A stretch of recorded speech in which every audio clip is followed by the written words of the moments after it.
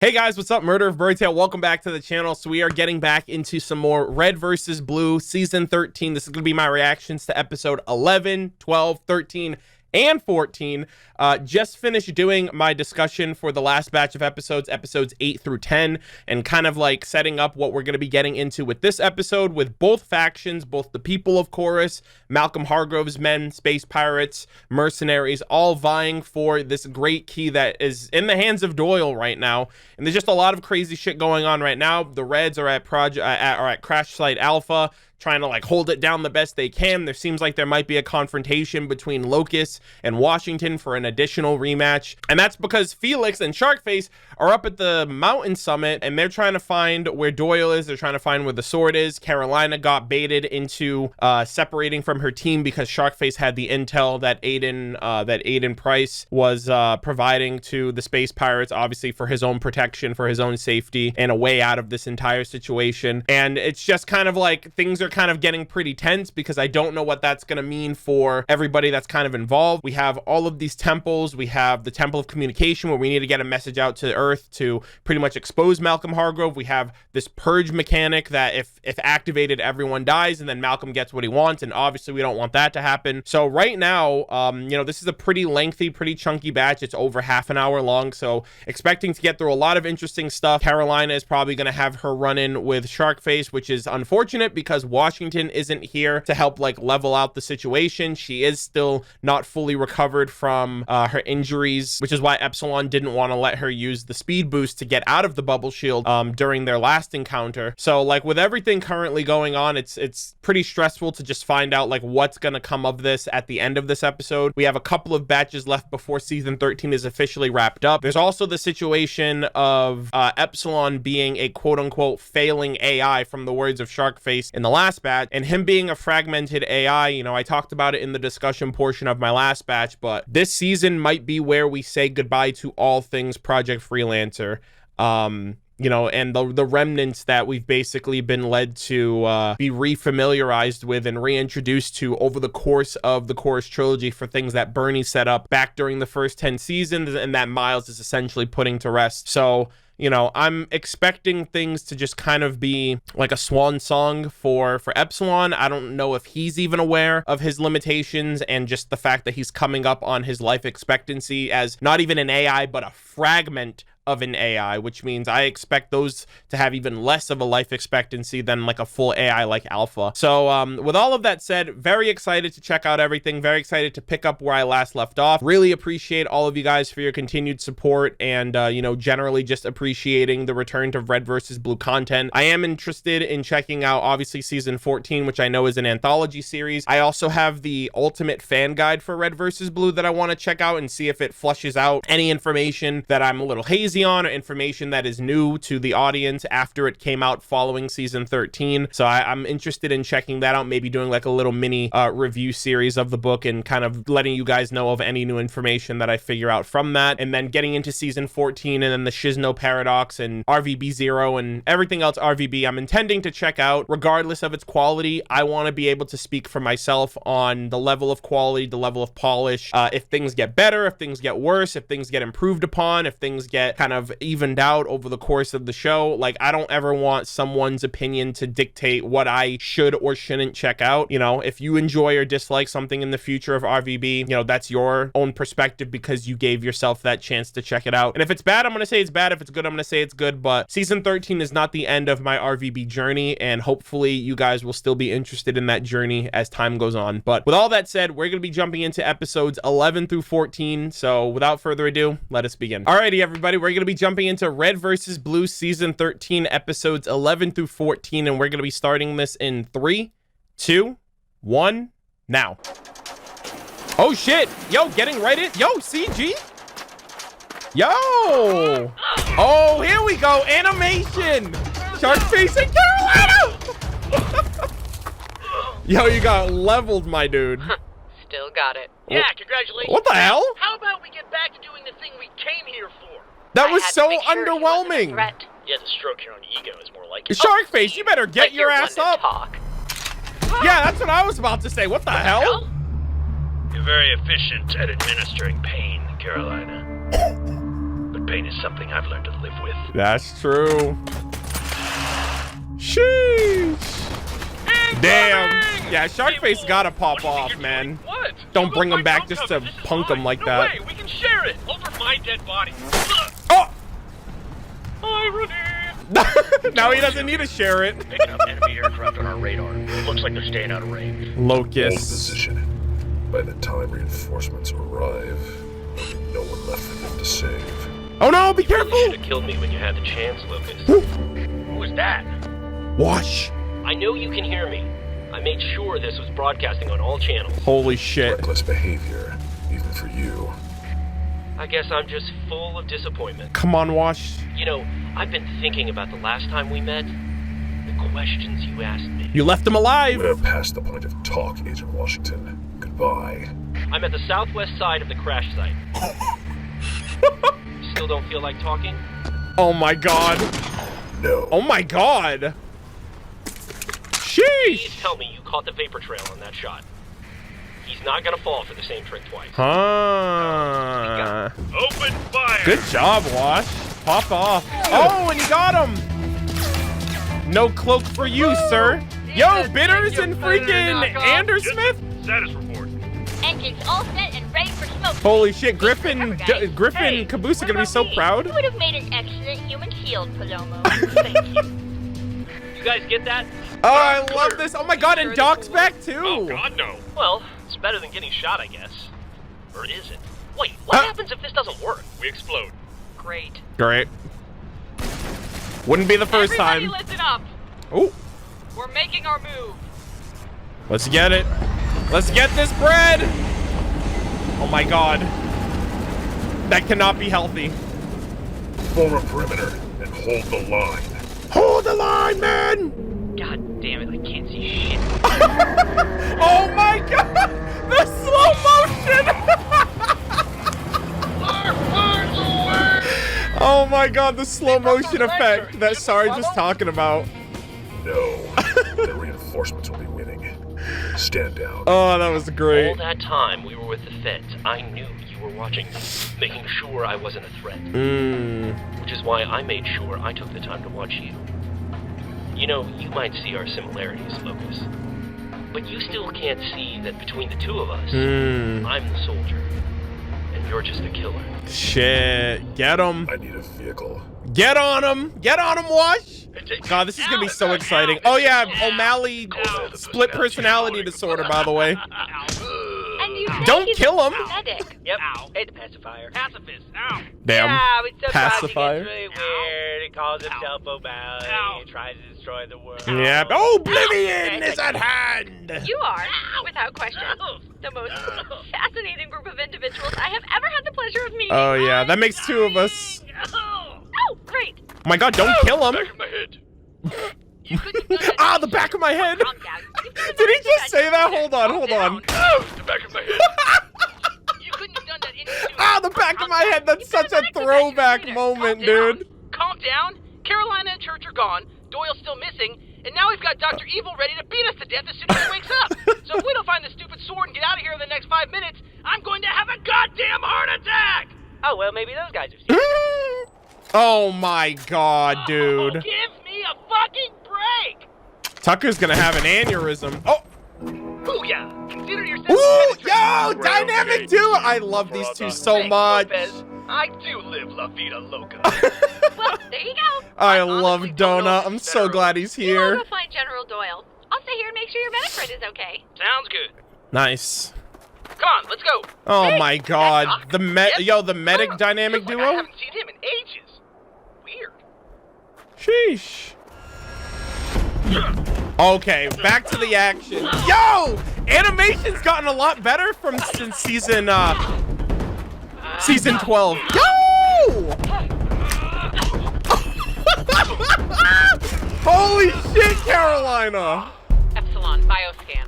Shoulder's dislocated. Guy's a pincushion. He's got plates and staples all over his body. Jesus. More like reinforcements. You freelancers love your gadgets. Oh, he's like, I'm not fucking worried.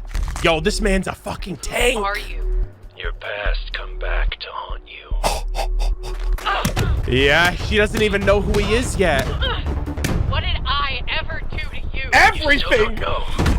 Let me jog your memory. Oh.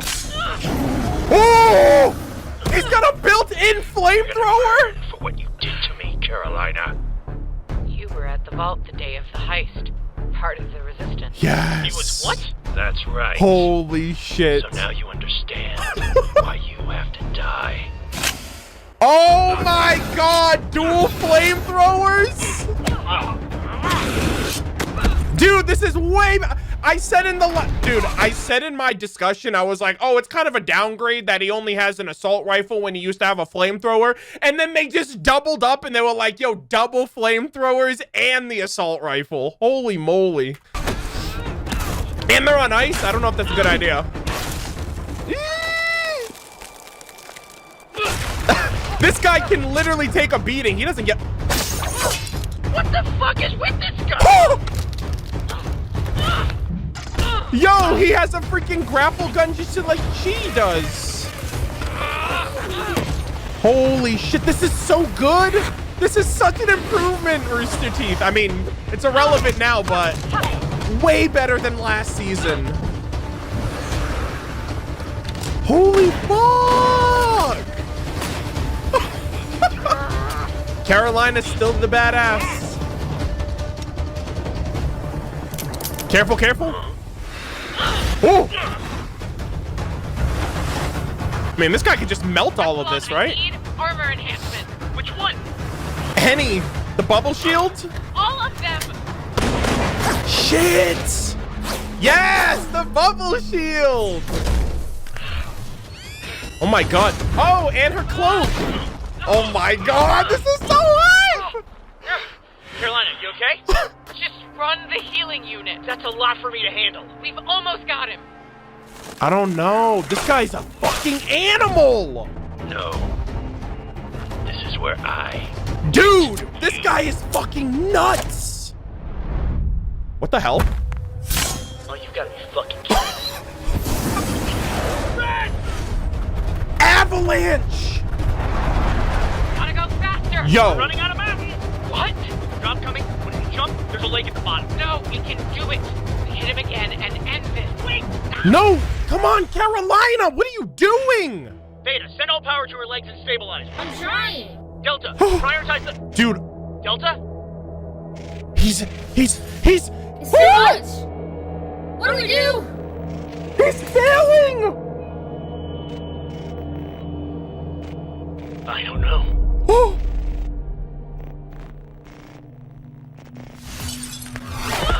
Oh my god!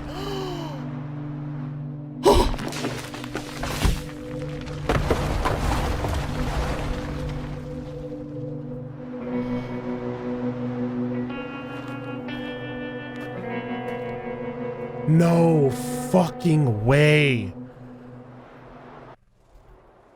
Oh my god, I need a minute. Holy fuck. Holy fucking shit. That went from hype to panic in like a split fucking AI nanosecond. To see Delta just fade out like that. Like he just fucking died. And then to see the same thing with Theta when we already lost them once. I cannot believe, man. I can't believe it's coming to this. Run the healing unit. That's a lot for me to handle. We've almost got him. No. And I didn't realize how much of a fucking badass Sharkface was gonna be. Like, this man can take anything emotionally, mentally, and physically. It's like he has no fucking... He's just like a powerhouse, like an absolute fucking unit of a soldier who's just like, nothing can hurt me. This is where I get you. And she fucking got outplayed, man. So badly. Her hubris got to her. Fucking kidding me. Fuck. Gotta go faster. We're running out of maps. Okay, Sonic. Drop coming. When you jump, there's a lake at the bottom. No, we can do it. We hit him again and end this. Wait! Fucking hell, man. Beta, send all power to her And landing he's and now the stabilizer. and now Delta, Epsilon's just prioritize- caught out, man. Delta? Like literally, like for the first time ever, he doesn't know what to do. Too much. She's over relying on What do the she's over relying on the AI, and now she's got to take the L. I don't know. Wow. And he's fucking literally failing before our eyes.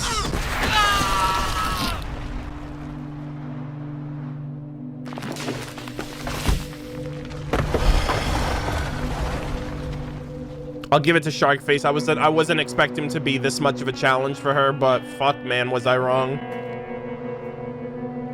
Those years really did him good. I cannot believe that. Wow. Meanwhile, Doyle, I will say though, massive fucking props to whoever animated that entire sequence. And that was all in a single episode. Like, it's literally night and day already between that level of animation and the finale's animation of season 12 between Carolina and Felix and Locust, which was kind of janky and almost kind of like, I don't know, by comparison, it's pretty amateur. But yeah, they improved so much. They kind of went full 3D. They kind of went full like CG animation on that too, which was really great. So I loved the entire showcase of that. But that ending, man, Carolina got absolutely wrecked. End of the line. Oh, fuck. And you found the You know, freaking psychopath. I would advise pointing that weapon at me. I am prone to fainting after all. Oh, very bold. But a coward doesn't put his life on the line like that. And you are a coward, Donald Doyle. Shoot me, and you lose the sword. You're bluffing. You can't take that chance. No, not really. It's Sure actually the opposite. If he shoots and kills you, the sword has no host, and therefore he can just jump down and retrieve it. But I don't think he knows about that. Your thing. Stay back. Give me the sword. Fine. Fine. Doyle, please. I hope you know what you're doing. Oh! No. Gotcha. But it doesn't work for him. It won't work for him. Oh my god, that's actually based. Well, look who it is. Lavernius Tucker. And his other less important, but equally annoying friends. Don't white steal from the North Pole and get away with it. I don't really see how that's relevant. Santa Claus, the AI, North Pole. Oh, no. I think I'm gonna keep that right here. You're not, it's not gonna work. You've got nowhere to go. Then come get me. Holy shit, that's actually hella smart. I don't even think he knew. Not so tough after all, huh? I guess without your big bad freelancer buddies, you can't really do much, can you? We got smart. All right, you talk too I'm much, well aware dude. of that, Tucker. You see, not many people get the best of me. But no one gets the best of me. Twice. And lives to tell about it. Oh god. What are they gonna do? Oh, that's. What are they gonna do? He was stolen. You think? Fuck! How are they gonna outmatch him? And you say I talk too much. You do! What the hell? You actually do. Ah, sayonara, losers. Fuck off, Have man. to stop them. He's going to use that sword to kill us all. Chill out. He I don't can't. think he knows how it works yet. Yeah, What makes you say exactly. that? Well, if he did, he probably wouldn't have left without killing you. Cause he's the host. Me? Let's go. Hey, God, that actually works out for them. I didn't even think of that. She is gonna be so pissed off when she wakes up. Oh, yes. But at least she'll be alive, right? Isn't that what they said before? It was like, she won't be happy about the injury, but it's like, yeah, but if she lives to be annoyed, then she still lives. But yeah, this is way different. And she's probably gonna be like, what happened? Why didn't you help? And he's, for the first time ever, he's failing. It's so sad. That scene was kind of funny. He's just like chilling on his sister, waiting for her to wake up. Oh man, oh man. So, Yeah, that happened. that did not go well. Yeah, it was real bad. Fuck, on both fronts. Without Doc. Yeah. That's technically good. That's a consolation prize, right? time. Oh, good for you. Thank you. You. Him. It was a split-second decision, and I stand by it. Well, thanks to you, the mercenaries now have the power to kill us No, all. they don't. Only if I Partial die power. first. Great! So now we'll get to waste valuable men to guard you 24/7. Well, we'd have more men if you hadn't led them all into a trap. Don't you dare turn this around on me. Okay, enough. Y'all You are. two are acting like children. Ha ha, you're immature. This duty. Fuck. Done is done. That in turn is Let's quit immature, focusing Griff. on what went wrong and start thinking about what we have now and what we can start doing. Yeah. How's church in Carolina? Our dear friend Emily has MIA assured me right that now. Carolina will make a full recovery. Oh. As well. Oh, they got to them. Okay. Can't win them all. Good, good, Epsilon's good. situation is more problematic. He's doing fine now, but there's something he's not telling us. He's Believe our failing. failure just doesn't happen out of the blue. Well, if you want my tactical assessment... He's getting old. I mean, sounds to me Wash like we should gotta know get that more than anybody. Thingy pronto. Make a collect call to Earth. Many years ago, that project 1-800, happened. Send ships and kill pirates. Standard text messaging rates apply. Thanks, Sarge. I'll think of more. We can't go barging in like we did with Alpha. Yeah. Agree more. Well, we can't just sit here and wait for Charon to attack. Why not? It's heavily fortified, and the city reactor rules out any risk of aerial bombings. Our alien artifacts are no good to Charon post-explosion, my dear. Then they'll surround us and wait for our supplies to run dry. Jesus, don't you think about any of this? So, you suggest we throw Tucker out there to search for the tower? They'll kill him, and then they'll have Two swords. Hey, I could make it. Maybe. I don't have all of the answers, General, but I do know that sometimes you need to risk lives if you want to see results. Even your own. Especially your own. You should have thrown that sword off the mountain and taken the fucking bullet, but you're too much of a stupid, selfish coward to see. Yo, that. chill out. You're fucking insulting him now. This meeting is over. Wait, we need to come up with a plan.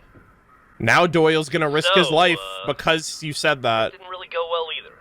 She's right, though. Where are you going? My quarters. I'm a failure of a general, and apparently a failure of a human being. Should any of you actually need me, you know where to find me. Actually, I don't think you ever told us where your quarters are. Then I'm a failure at leaving too. Oh my god. This is rough, I say man. forget the both of them. If they don't want to run this show, then we'll just do it for them. First order of business, red uniforms. The problem isn't just with them. The feds and rebels may be working together, but They're not aren't cooperating. Working together. Yeah. There's no trust, no anything. Well, it took us ages before we were able to trust the blue. Yeah, and some of us are still working on it. Face it, dude. These guys spent years killing each other. They're not gonna get all buddy-buddy. I know. But if we can't bring them together soon, Nothing will. we're not going to stand a chance.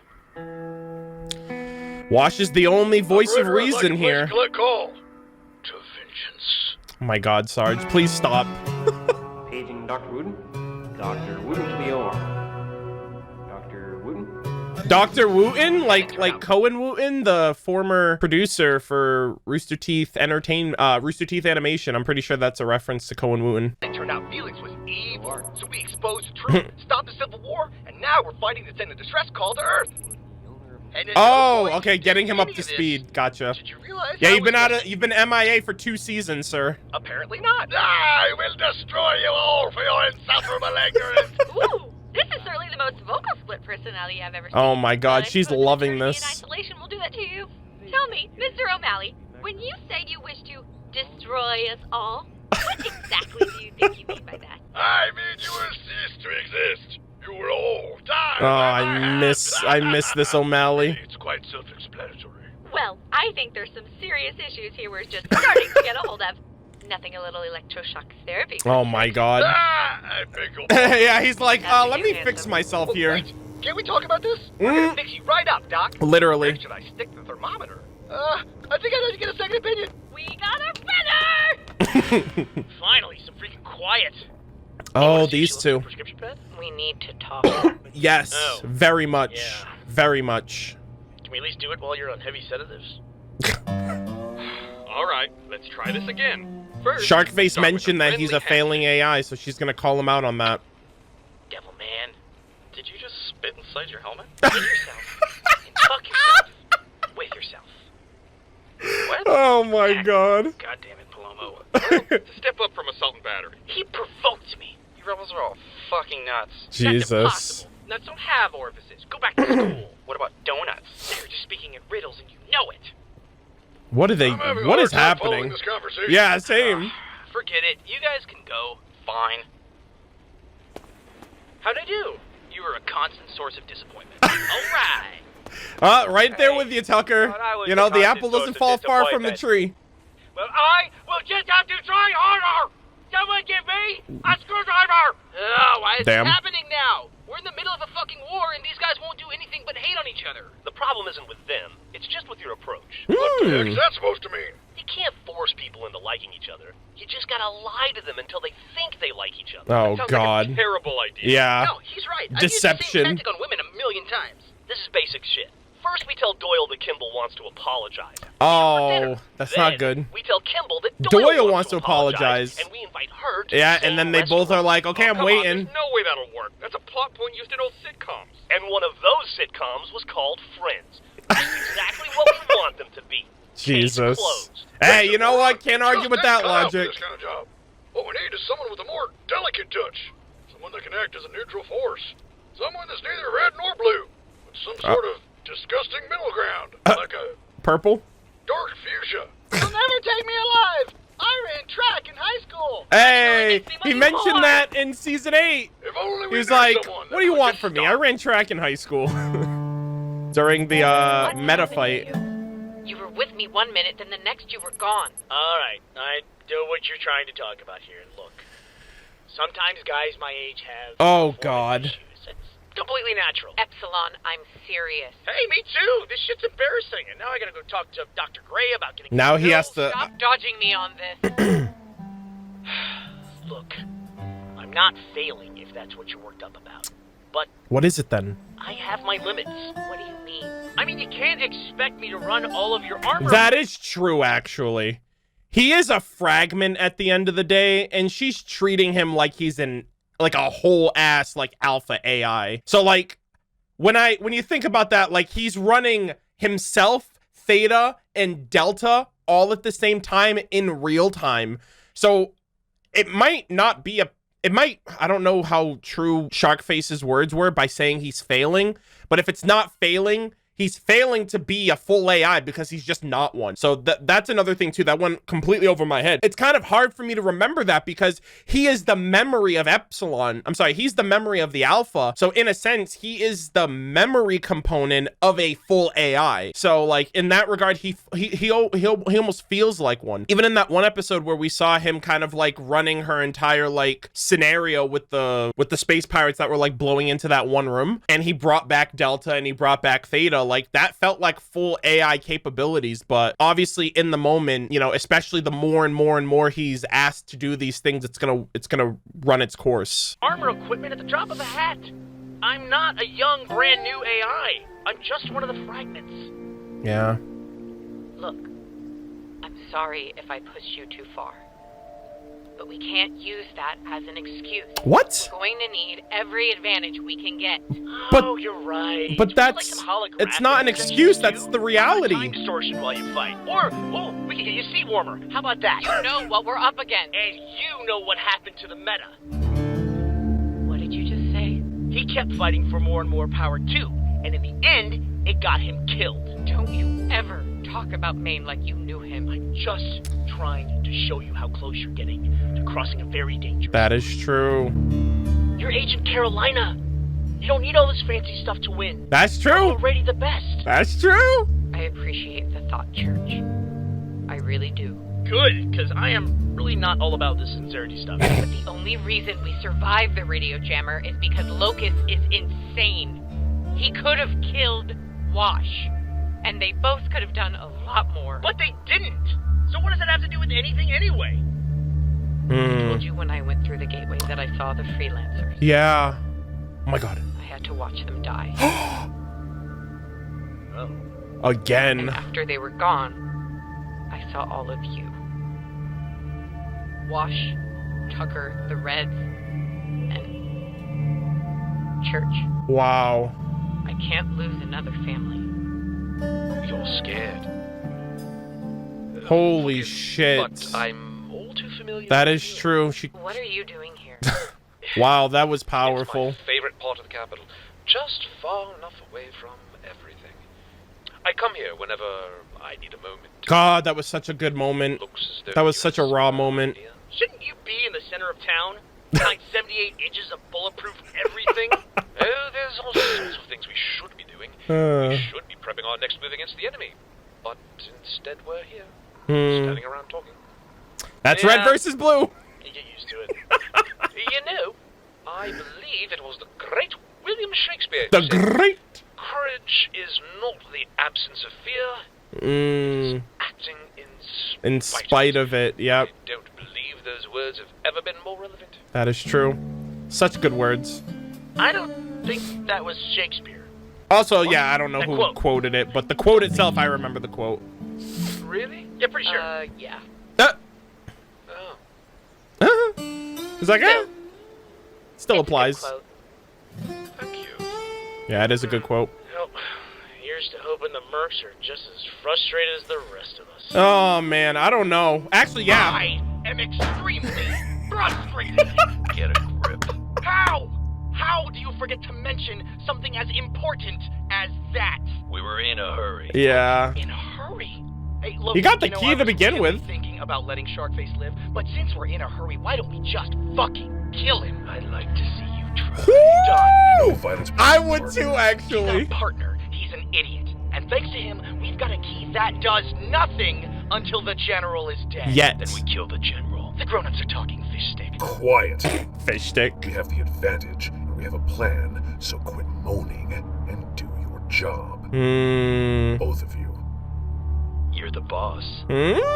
Is he, I'll though? sick up at the Tartarus. You need to get your head together. Said the raving lunatic. Come on, dude. Y'all are kind of crumbling right now. Jesus. Locust. Oh, look at The that. Tartarus is Aiden. maintaining orbit around the planet as discussed. Good. Shall I inform Carmichael that you wish to speak with him? That won't be necessary. Carmichael. I'd like to ask you a few questions. Oh? How can I be of assistance? Let's see. I want to know more about the meta. What? What? Bro, you better not be turning into the meta now. What the hell? Bro, what are you doing? You better stop. Stop bringing back my pain. Forget my very existence, and then expect me to help you when you're in trouble? Oh, man. Well, there's that whole mains Finally, armor. All I ever wanted was to be included. This is why no one respects you. Come on, O'Malley. Bro, really? He's having like a self-fulfilling conversation with himself. Traffic. Hey, I had a dog that did that. Surprising no one. There you are. What the hell have you all been doing? Oh, just a little Standing thing around and talking? saving the planet. We've got Kimball's men threatening to leave the capital, while Doyle's forces are setting up a perimeter to keep them in. If we don't act soon, we're going to have another civil war on our hands. Damn. Don't you worry your pretty little yellow striped head, Wash. Everything under control. How? An honest and down-to-earth counseling session. Oh, God. Yeah. We could use that. Y'all could use some counseling. Just you two and your closest friends. Here to talk and support you. This is a waste of time. Aww. See? You already It's good agreed that on Doc's things. back, The actually. system He's works. necessary for this. So sorry. Okay, let's start things off with a little role-playing, shall we? Oh, yeah, dibs on police officer. Come on, don't be shy. I love you, Donut. I love you Why don't so much. pretend He's to be definitely my me, favorite and I'll Red. pretend to be you. Hey everybody, look at me, I'm Doc. And I'm Dexter Griff, reporting for duty. Oh wait, never mind. No. I forgot that I'm a worthless sack of human excrement that wouldn't be caught dead following orders. Because I'm too Jesus. busy wishing my parents loved me as much as my sister. Maybe I've had a stable father figure growing up. I wouldn't be so opposed to order, but I guess that's just what happens. What when your the mother fuck? turns Stop. tricks behind elephant cages at the circus. Yo. Here, Dex, have some more cotton candy. Who let this man cook? It was a nice circus. Oh, gosh. Oh Sorry about my that. Maybe we should try God. something else. I don't know. If You they just were making destroyed progress. him. Jesus. The meta. Yes. Any additional information we can gather on our enemy is vital to success. Fuck. Would it not be more beneficial to discuss Agents Carolina and Washington? No. I have a full understanding of Washington. His background no longer interests me. The same can be said for Carolina. Very well. Why the meta then? What would you like to know? The meta had the potential for perfection. How is it possible that he was defeated by a group of incompetent simulation troopers?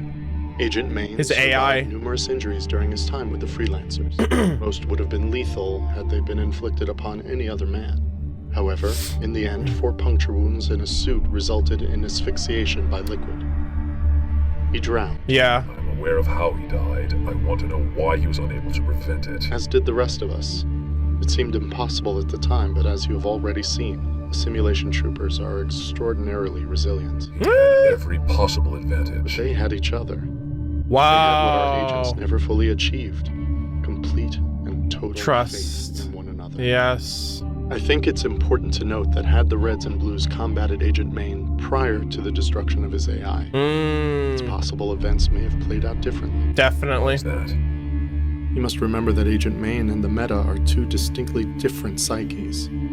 The Meta was the result of the Sigma AI manipulator. Oh my god. The sole objective was perfection. Perfection, When yep. the AI fragments were destroyed by Agent Washington, the Meta was destroyed along with them, leaving behind a damaged shell of a man. Jesus. Unlike Sigma, his only remaining goal was to obtain power.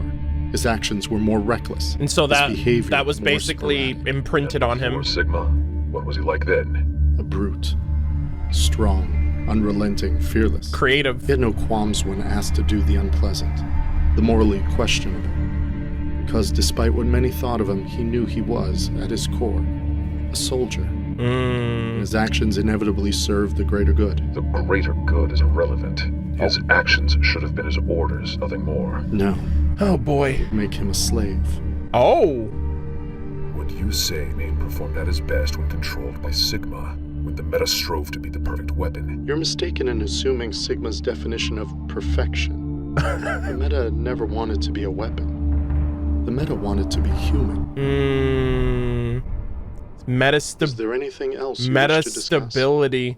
Holy fuck. You just cracked open this guy's entire world. He's trying to find how he is relative, like he's trying to relate to something that he views as like the perfect weapon, the perfect soldier. And so he's trying to he's like, well, I can't do that with Wash because he's beyond my comprehension at this point. So let me go to the next best thing, the Meta. But even the Meta wasn't trying to be this war-torn like soldier who just becomes like a killing machine. He wanted to get all the other AI together to achieve what I assume would be meta stability, like to become human. And like Locust is still far from that at this point, so even he can't even relate to the Meta at the end of the day. Have you noticed a change in your behavior since Yeah. entering the gateway? Yeah. I understand the portal attacked the minds of its inhabitants, confronting them with their greatest fears. Yeah.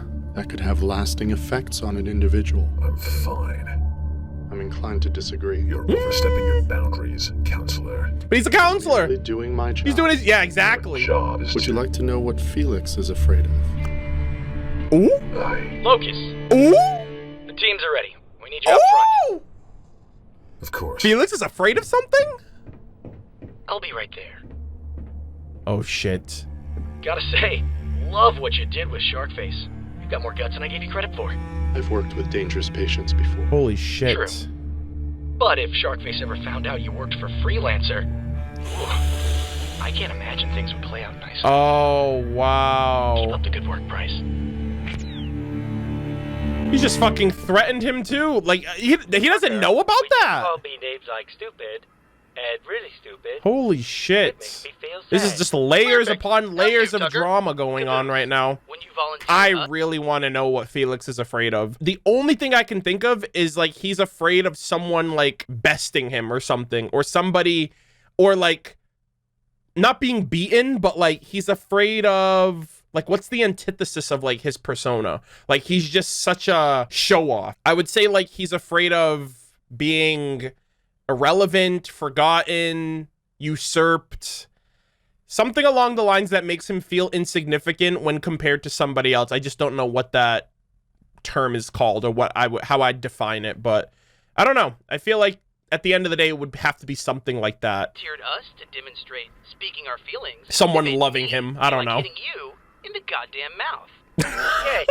Well, now I feel sadder. Are we doing this right? Damn. Right as rain. Oh, good. Well, then now I feel happy again. I love counseling. This is a great Don't batch we of all? episodes. Okay, now it's your turn. I'm sorry, but how much longer are we... Kimball has a speaking ball right now. Ooh. The speaking ball. Damn. This isn't going to work. Well, not with that attitude. I Attitude love is that our response. problem. I say that response all the time, like, oh, we can't do this. And I'm like, yeah, not with that. Dude, that's like the perfect response. And total breakdown in cooperation. Well, cooperation is a two-way street, Miss Kimball. True. Oh, boy. If you want to stay in this death trap of a city, that's fine. But don't think for a second I'm letting you bring down the New Republic with you. Okay, now if we could just Leaving all... is suicide. You need us just as much as we need you. If you run off now, you'll doom us all. Okay, guys? I'd rather Doc? die trying something than waste another second standing around here. Kimball? I have the speaking ball! Damn. The speaking ball? Yes. It's like, what the hell are y'all doing? And you know what? I'm done talking. I'm ready for action. Wait, please, look. You didn't give Doyle a chance. Say one nice thing about the other person? Something? Anything? I always imagined you as a tyrant, a madman bent on absolute control. Now I see I was wrong. Oh, God. You're just a stubborn, incompetent man. And I don't know what's worse. Ooh, that's burned. That's so You know what your problem is, Vanessa? fucked up. You're far too eager to die for your beliefs. When you felt your government had betrayed you, you stood against it. When your leaders fell before you, you took their place. And now, when we are at our most vulnerable, you want to fight. I can honestly say that I've never met a more courageous individual in all my life. Wow. What? Hey, hey, you know what? At the end of the day, in order to get through to anybody, and this is like a solemn piece of advice, you have to be nice to someone who probably doesn't deserve it. All the things she just said to him, he's just as validated to just turn that right back onto her. But the fact that he just retaliated with a compliment, and it's likely true too. That's I think I think that is the breaking point, not the breaking point, but I feel like that is the like the breakthrough moment that they need to kind of turn over a new leaf. All right, great job. I wish I was like you. I wish I had a tenth of the courage that you possess. Aww. Maybe if I did, I'd have made a better general. But I don't. And I'm afraid. Not just for myself, but for my people. They're my people, too. Our Which people. is precisely why we should be working to save them. You think some cheap compliments are going to win me over? Why do you insist on fighting me? Uh-oh. Guys, if we can just... What the fuck was that? Are they getting... General Kimball, we're under attack! Oh, What? great. Impossible. They'd never risk a bombing run. Well, that's the thing. Oh my... They're actually not. What is that?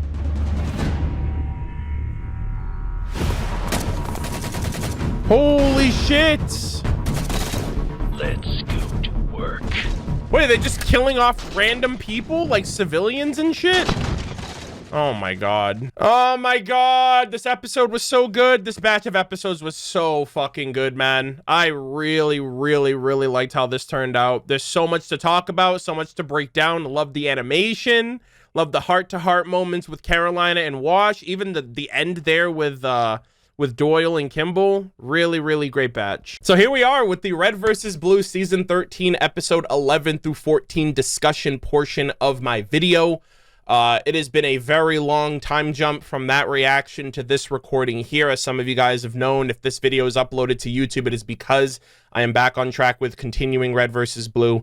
I have some personal thoughts and just things that I want to kind of get off my chest regarding RVB, regarding my absence in the next reaction batch. So I believe episodes 15 through 17 will be the next batch, and then the finale batch will be episodes 18, 19, and 20. After that, I should be doing like a listen to the final song of season 13 along with the season 13 review.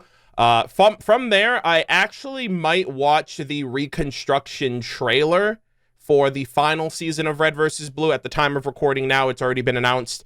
Bernie is back at the helm. He is going to be prioritizing and focusing on the final season of RVB. It was supposed to come out last year, 2023, but then it got pushed back to 2024 this year.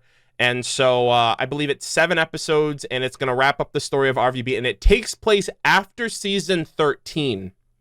So I'm probably going to check out the trailer initially, but I still want to prioritize, or at the very least, cut in time to focus on the anthology season 14, the Shizno Paradox 15 through 17, and even RVB 0, just to kind of still be able to form my own opinions about those shows, give my opinions, give my criticisms if there are any, and just see the show through to the end because it is officially ending after 21 years. Also, at the time of this recording right now, Rooster Teeth Productions is officially shutting down in about 2 months.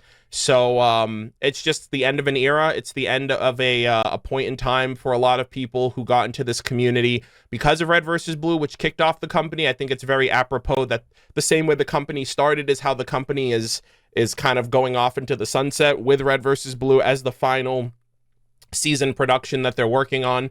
And so overall, obviously, there's a lot of emotions. I haven't recorded a video on my thoughts on it just yet because I feel like it's still a little too soon. And there's a lot of things I want to talk about in regards to that. I want to talk about, you know, Rooster Teeth in general, some things I've been thinking about in regards to a lot of the, I guess, the flagship creatives that I grew up watching that are kind of coming to an end, or even grew up throughout my life, right? Like Rooster Teeth I've been with for the last 11 years. You know, someone that comes to mind is Akira Toriyama, the creator of Dragon Ball, the Dragon Ball Z, Dragon Ball Super series, passed away fairly recently. And so I've been thinking a lot about my youth and like the people that I started watching or people that I've watched throughout my life that have started and have ended their, you know, careers or ended their, you know, or, you know, their lives have come to a close. And, you know, Matt Pat, especially, someone that I've been watching forever with his game theories. I think the first game theory I ever watched was, I think it was like the Companion Cube episode, like, you know, like the Companion Cube of Portal. I think that was the first one I watched, followed by like, is Link really dead? In the like Ocarina of Time Majora's Mask storyline. But yeah, there's just a lot of things I want to talk about. Also my future, like the future of my content, the future of this channel, the future of my involvement making content, you know, just kind of overall just talking about a bunch of different things. I know this is a post discussion, but this is the first time I'm sitting down to talk about anything in the current day and age. So just kind of giving you guys an overall rundown of like what my current thoughts are now that we're kind of back in the present. So hopefully people will check that out. There's a lot of things that I want to talk about, get off my chest and express. But first and foremost, I do want to say thank you to all of you who have been very patient and understanding and eager to get back into Red versus Blue content above all else. I appreciate those of you who haven't made me feel guilty or who haven't been negative or who haven't made it an unwelcoming thing to come back and pick up where I left off, because I've gotten a lot of comments like that over the last year of people that are understandably frustrated with the content, but they go about it in completely terrible ways that really kind of make me not want to continue it, not because I don't like it, but because I don't want to give those people what they want. Because, you know, people will complain about me going away. People will compare me to other people who are further in the show than me. People will claim that I don't like Red versus Blue. I never cared about it or whatever, but they will still come back and watch the next video that I post, because let's just keep it a buck. My content is good. I think I have very high quality Red versus Blue content that can't really be emulated or hasn't been emulated by anyone else in the space. I put a lot of time, effort, dedication. I've never put less than 100% of myself, my time, my energy, watching the show, rewatching the show, taking notes between my reaction videos, discussions, season reviews, 1 hour, 2 hour long, sometimes longer episodes than the entire seasons of shows. I remember my season 10 days. It's just kind of frustrating to kind of come back and just know that there are some people that will act like they never carry that energy with them. And it's just, you know, I get it. I get it from the perspective of you like the content, you want to see more of it. You can't see more of it, and that's frustrating. But I've never claimed to drop the show. I've never claimed to not like it. It's just this weird relationship I've had with content creation, and with this show in particular, ever since I started it. And so, you know, anyways, I'll explain it in the next video. I got this really nasty comment where someone was like, I just want him to finish season 13 so I can move on with my life. And for me, it almost seemed like the video, like my reactions are more about that person than they are about me watching the show for the first time when they've already seen the show. Like, they want my experience so badly for themselves that they're dismissing the fact that it's me going through the show. It's me understanding it, breaking it down, talking about it. And it's like, I hope that person doesn't come back, especially with Restoration being announced. So if season 13 is where you see me off and you don't come back, that's fine, because I would much rather kind of invest myself into Restoration with Bernie back at the helm and kind of closing the chapter with people that just understand that I'm always going to come back, right? It's never goodbye. It's see you later, you know? So that's in the past. Of course, I want to kind of move forward and make sure and maintain more than anything. I've been branching out from Rooster Teeth content in general. This feels like an update video. I apologize. I promise we're going to be getting into the discussion. I just feel like I have to get all of this off of my chest because it's been a long time. A lot of you guys are probably curious about my overall thoughts if you guys haven't seen any of the stuff I've posted on the channel in regards to anime content. My channel was primarily founded off of Rooster Teeth, and with Rooster Teeth ending, Ruby's continuation being unknown, and Red vs. Blue coming to an end, my channel, the audience of my channel, is essentially reached its end point in terms of like what they subscribed for. Ruby is not coming back for the foreseeable future until things develop. Red vs. Blue is ending. And at that point, if I want my channel to succeed, if I want it to continue on and prosper and shift and like morph into something beyond what the last 7 or 8 years have been, I have to diversify. I have to branch out. I have to pivot into other content that I have a passion and a genuine interest for. And that's anime content. I've been getting into Attack on Titan, Erased. I just started Frieren yesterday. And, you know, as we wane out of Rooster Teeth content, I want to wax into, you know, anime discussions, anime reactions, and things of that nature. I also have the second YouTube channel, Murder-of-Birds Impact, where I focus on Genshin Impact, Honkai Star Rail, Honkai Impact 3rd, and just kind of the gacha genre, live service genre of games that I've been playing for a couple of years, which is typically where I am if I'm not on this channel. So all of that is to say, a lot of things have happened in the last year. A lot of things have been on my mind. I understand that a lot of you guys have been eager and waiting patiently in anticipation for me to pick up where I left off. I never did a discussion for the reactions that were on Patreon this entire time. 11 through 14 has been in like Patreon purgatory this whole time.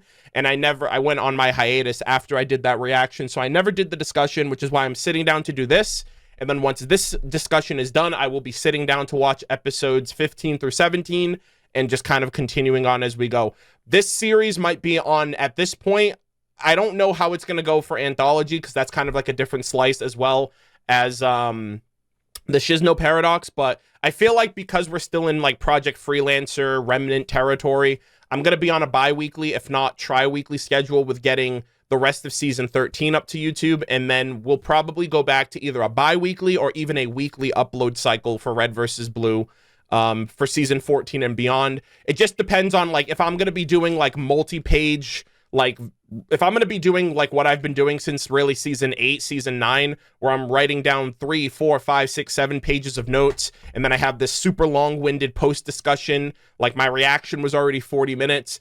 Clearly, there's going to be a heavy demand for my time and effort and energy in editing these, and doing it on a weekly basis is just something that I really don't have the energy for anymore, especially, like I said, I have another channel that I'm maintaining that's doing really well. I'm getting back into anime content. I am the only person on this channel that's editing everything myself, so I don't want to be spread too thin, and I feel like if I try to over-deliver, I'm going to burn out. I'm going to ghost for however long, and it's just going to be the same song and dance. So 10-minute intro, 10-minute intro to the post-reaction discussion, but I hope that you guys understand at the very least that I felt necessary to say all of this because it has been a bit of time.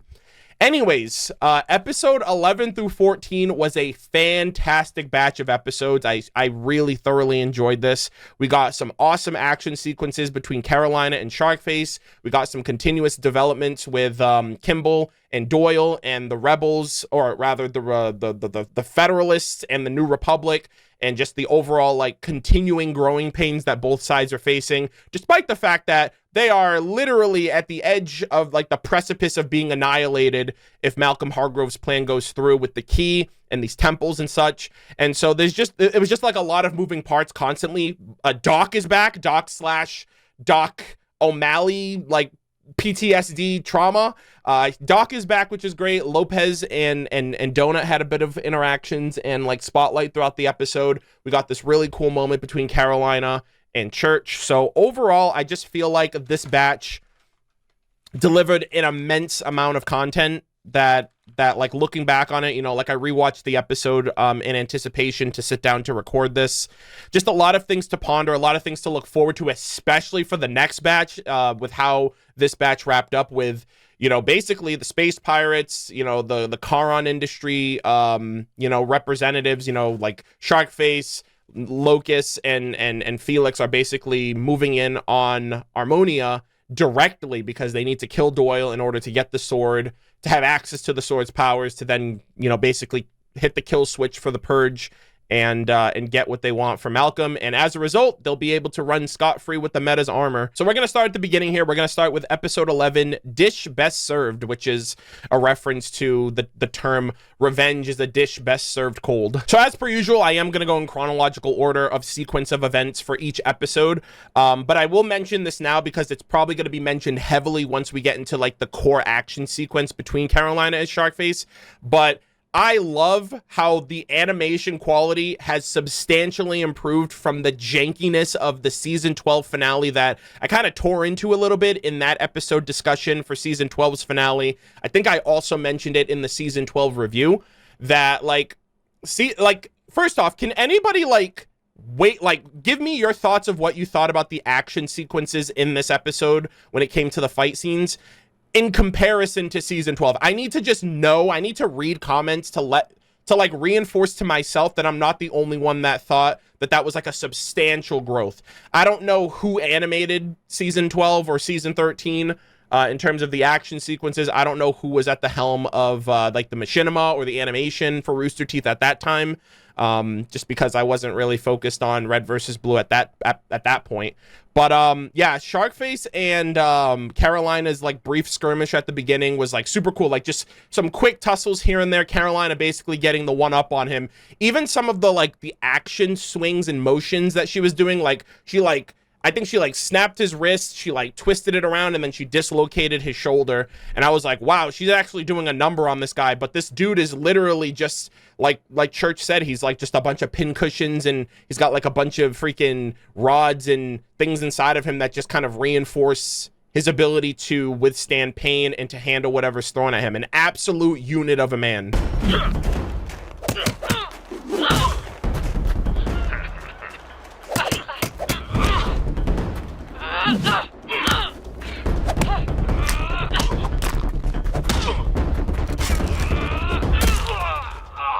Epsilon, bioscan. Shoulder's dislocated. Guy's a pincushion. He's got plates and staples all over his body. Weak points? More like reinforcements. You freelancers love your gadgets, but it's a step in the right direction. Who are you?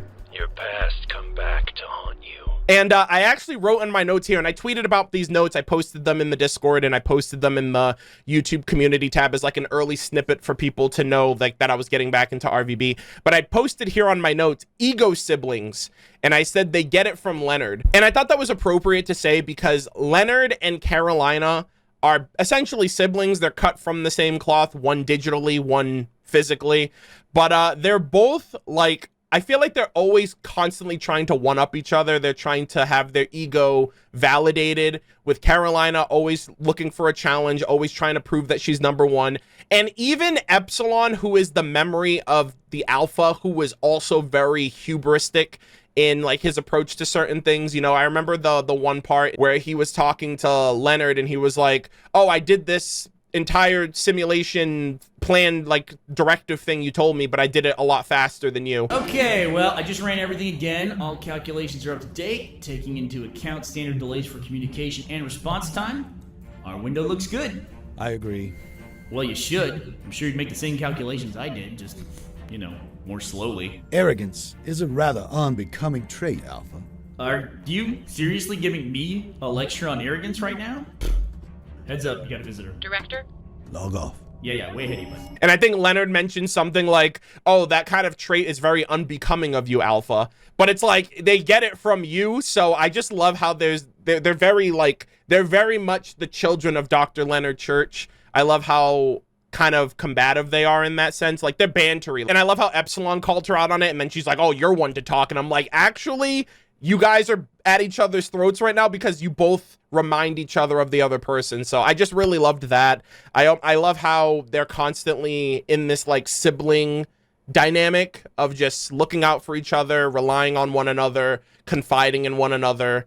And yeah, like, I feel like this is the closest thing that Carolina has had to a family in a really long time with her, of all people. Like, it's almost kind of like Epsilon is somewhat like her older younger brother, right? Because she's technically the older one. She was created first. But, like, because Epsilon is the memories of Alpha, which is literally a, like, flash clone of her dad, it's almost like he's her younger brother, but also father figure. And, like, you combine those two things, and it's like, he's, like, her younger brother who's a bit more wiser. You know what I mean? He's, like, the better version of Leonard, right? And that's his whole point. He was like, I don't know what I am, but I know that I'm better than you. You know what I mean? So I love that. I love that they feel like siblings, but at times it feels like one is learning a lot from the other as well. Still got it. Yeah, congratulations. Now, how about we get back to doing the thing we came here for? I had to make sure he wasn't a threat. Yeah, to stroke your own ego is more like it. Oh, please. Like you're one to talk. So from there, we shift back to the battlefield between Washington and Locust. And I just love how funny the show is, regardless of how serious the tone of the situation is, right? These people are fighting for their lives. Like, at any moment, one side could win, the other side could be annihilated, but they still find ways to get you to chuckle, get you to laugh, get you to just kind of take your mind off of, like, the severity of the situation and just have a good time. There was a lot of good comedic gold in here. The irony bit, the, like, eat a dick, you predator knockoff, like, a lot of really funny moments that I thought were, like, super entertaining. Incoming! Hey, whoa, what do you think you're doing? What? You go find your own cover. This is mine. No way, we can share it. Over my dead body. Ugh. Irony! Open fire!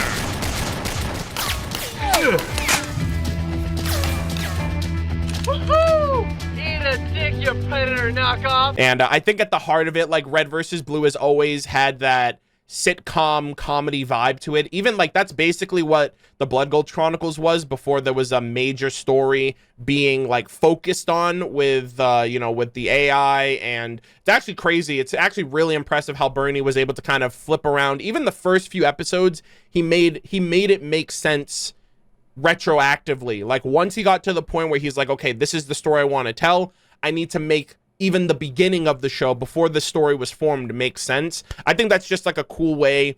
I think that's a hidden talent for a lot of writers, to be able to retroactively make something you made that had like zero significance, like, create it as like a great foundation that almost makes it seem like it was planned from the beginning. I think that's, like, really, really cool how they did it. And regardless of how big the story has gotten, the comedy has always been, I feel like, at the forefront of Red versus Blue. That's why every line, like, if you ever watch, like, the YouTube videos of RVB, or if you rewatch the series on the Rooster Teeth site, every time you read the comments, it's always somebody quoting, like, a legendary line from the show. And I feel like those lines, those comedic values, and just overall, like, that's, like, the biggest takeaway of Red versus Blue, beyond the fighting, beyond the action. Obviously, the story is, like, at the center of it, but I feel like Red versus Blue is first and foremost a show about funny shit. You know what I mean?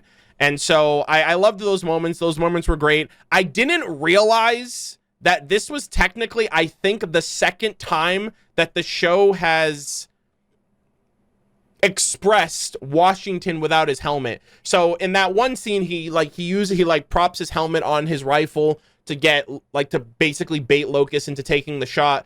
And I didn't even realize that he took his helmet off. I was like, wait a minute. You know, on second rewatch, I was like, wait, that's actually kind of crazy, because the only other time we saw that was in season 10 during the classroom scene. Washington is the only character out of all the freelancers in that scene that they didn't, like, we still don't know what he looks like. So he's the only character that did have his helmet off, but you weren't able to see what he looks like. The camera deliberately stayed away from him. I think because I think that was kind of like foreshadowing that he would outlive and outlast the Project Freelancer plot and make it to this point in the future. And I still don't know if they ever reveal who he is, like reveal what he looks like. I know that there's like fandom like interpretations of what some of the characters look like based on what they've talked about and stuff like that.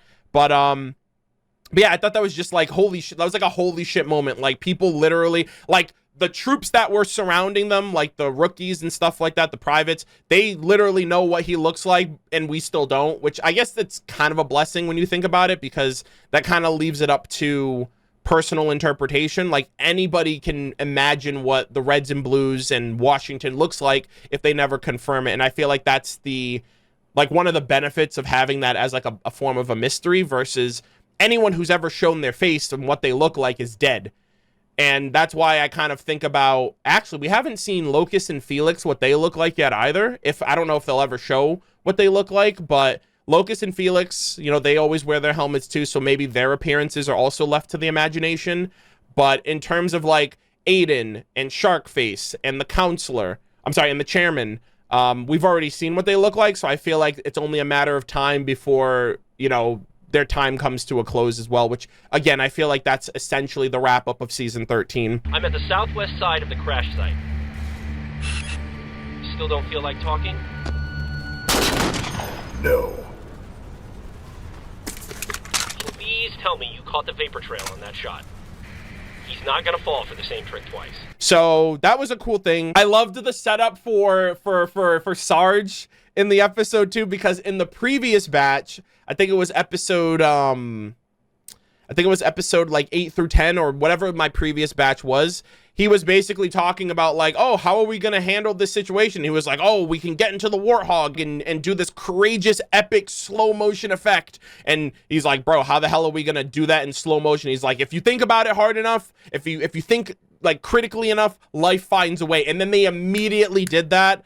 And so I love that gag. I love how that kind of played into the next bit. And it also reminds me of the epic Warthog crashing through the wall scene of earlier seasons of RVB. I think that was really cool too. Any bright ideas, Colonel? The way I see it, we punched through the pirates' defenses with an adrenaline-fueled slow-motion car crash, thus creating an opening for us to escape and allowing me to scratch one more thing off my bucket list. How do you just make something slow motion? If it's epic enough, life finds a way. Love the enthusiasm. It's great, sir. Really. But do you think we could try something that won't get my head blown off? You can always switch seats with Griff. Done. Screw this. We're regrouping with Wash. You just always have to suck the joy out of everything, don't you? God damn it, I can't see shit.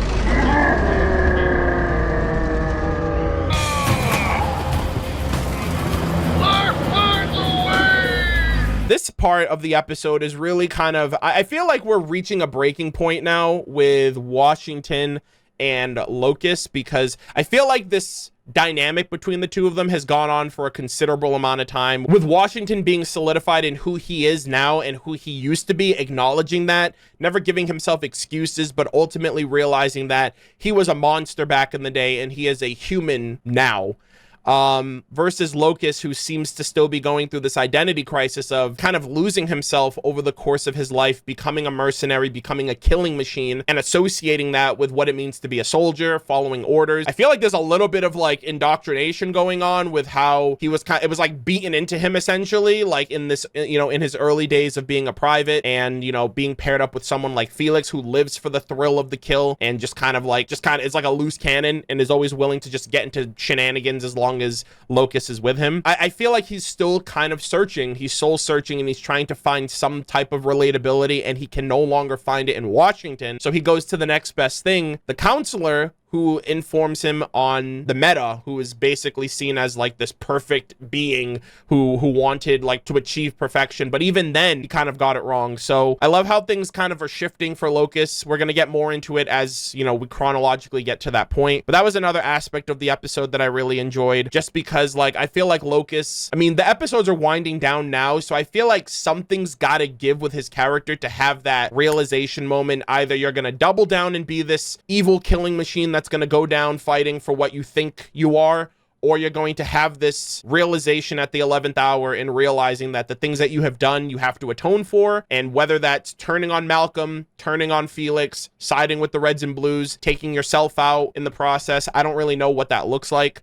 But I just feel like all of this buildup, it really kind of manifested in season 12. And now with these episodes winding down, right, we have like, I think 5 or 6 episodes left. I feel like something's gonna give. And with these 2 batches, I think both batches are about 30 minutes apiece. So we have about an hour's left of content to get through for season 13. A lot could happen in that time. So I'm interested to see what Locust decides for himself. And I'm interested to see how Washington, not how he handles it necessarily, but just Washington's thought process on that, because I feel like changing for the better is something that he could definitely relate to. And that's something that I admire about Locust in this entire process, is it's such a struggle to change. And I'm glad that he didn't just have one talk with Washington and then decided, oh yeah, or go through the portal and then realize, oh yeah, you know what, maybe I am a piece of shit, maybe I should change my ways. He's still sticking to what he believes, but I think he's doing that not out of stubbornness, but out of just like, this is the only thing he knows. Like, he needs something more to push him. And I'm not entirely sure what that's going to be. I don't know what's going to be the final push for him, because it's not Felix, it's not Washington, it's not the meta. So it's like, what is it going to take for him to realize that he could be that he could have been bamboozled, he could have been hoodwinked this entire time? We have to wait and see. I would like it to be maybe Church or Carolina that gets through to him, because there's only been really one interaction with them, which was when Carolina basically bamboozled them and saved the Reds and Blues last season. But I also feel like if there's anyone that can get through, it could be Epsilon. You know, so we'll have to wait and see on that. But I think that would be really cool to look into that, because I feel like Church can also give a lot of advice on things that happened in regards to the director, who was a spitting image of him. And Church, or rather Epsilon, could have just gone down the same route, but his decision was to be better than who he was based on. You know what I mean?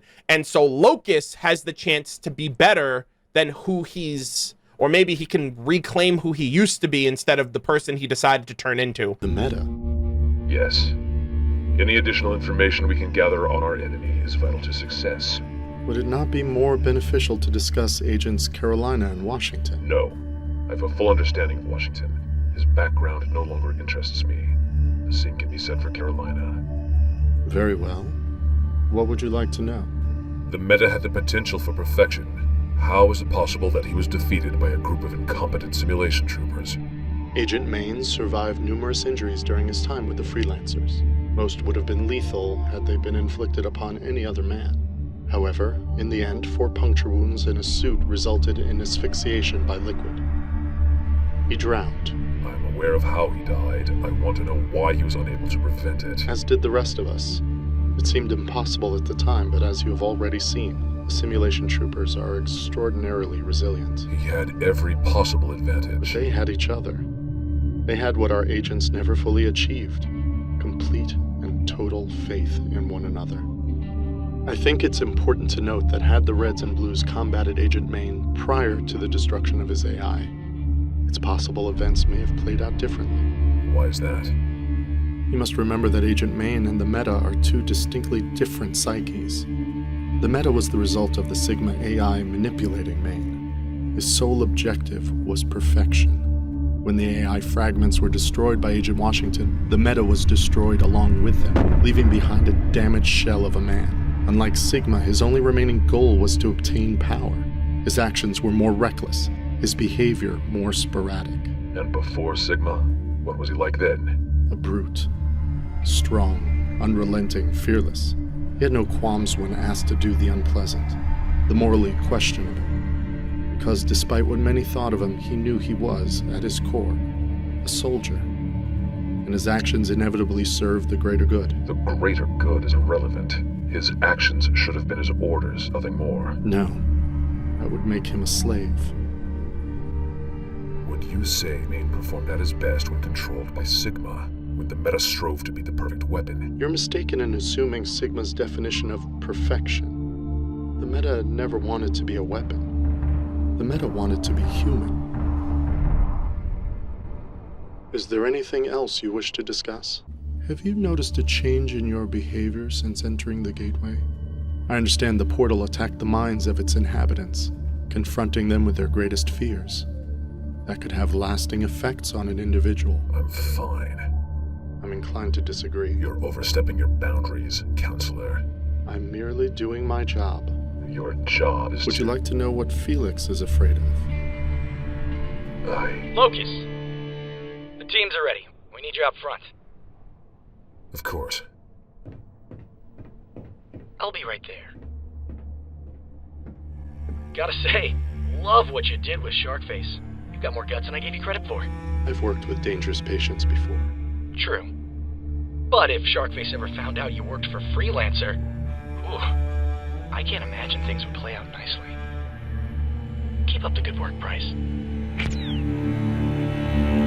That's just kind of my thought process on that. Doc is finally back. They literally made a joke about that with Donut.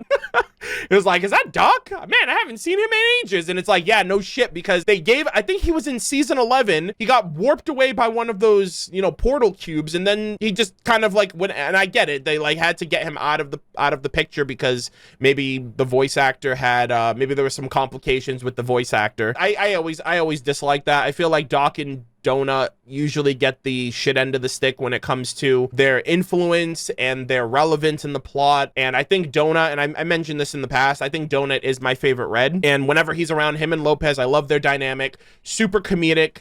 The sexual innuendo jokes, you know, those are always a treat because, you know, it's Donut of all people. It's bound to happen. Take this. Ow! And that. Ow! And then take two of these. And call my other personality in the morning.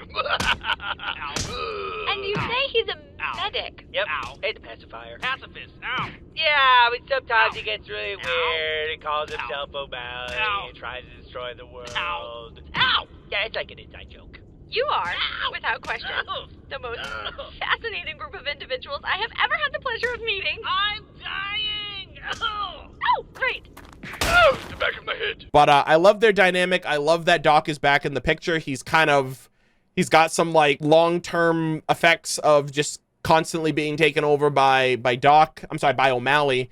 And so Doc O'Malley is kind of like a new persona of his, which is kind of interesting. They also brought back the whole like, oh, the back of my head gag, which is really funny. I love seeing those. I wonder if someone's done like if anyone has done like a compilation of that gag, because I feel like they've done it several times. At least, I remember at least 3 times they've done it. They did it once in Blood Gulch. They did it once, I think, in Valhalla. And then I think they did it once where instead it was like, the front of my face, which is, you know, it's like a freaking inverted gag of the back of my head, and then they did this one. So I think it's been done like 4 or 5 times in the series thus far. Sarge, I'm starting to think that...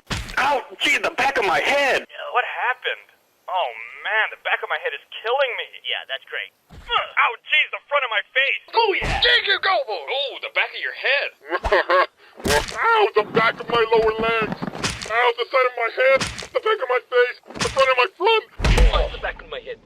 Oh, the back of my head. But yeah, he's back. Really happy to see him. I always loved his overall energy. I love the dynamic between him and Emily Gray. I don't know if anyone ships the Doctors, but I feel like they're basically shipping the Doctors at this point, with Emily Gray chasing him around, and she's like, oh, running just makes me want you more. And I'm like, I don't know, man. Like that's on some like I can fix her type energy. Like Doc could literally just be like, I can fix her. And it's just like that kind of dominant and like recessive, or I don't know, submissive, like dominant, submissive, like dynamic between the two of them, where Doc just like runs away and she's the one that's the aggressor. But yeah, and shout out to Erin Zek too. She's fantastic with this role before Blake, and even right now, for me recording now, she's actually Black Swan in Honkai Star Rail, which is one of the games that I'm covering on my second channel and my Twitch channel. So I pulled for Black Swan just solely because it was Erin Zek that was performing, and she's fantastic. Like I said, Black Swan, Blake from Ruby, Emily Gray from Red vs. Blue. She's been doing a killer job, and I hope she gets more opportunities to voice act and be in other projects and things of that nature. But that'd be cool if she's in Genshin, because she's in Star Rail, so she's already in the Hoyo verse at this point. But yeah, it's just so cool to hear her, because it's almost kind of like, wow, this was Aaron before I knew who she was, and she did a stand-up job with the character. And then we get into the big action sequence. Holy shit, if this is not one of the coolest sequences of action in the entirety of Red versus Blue, I don't know what is. I'm expecting there to, or let me rephrase that, I'm hoping there's at least one more action sequence.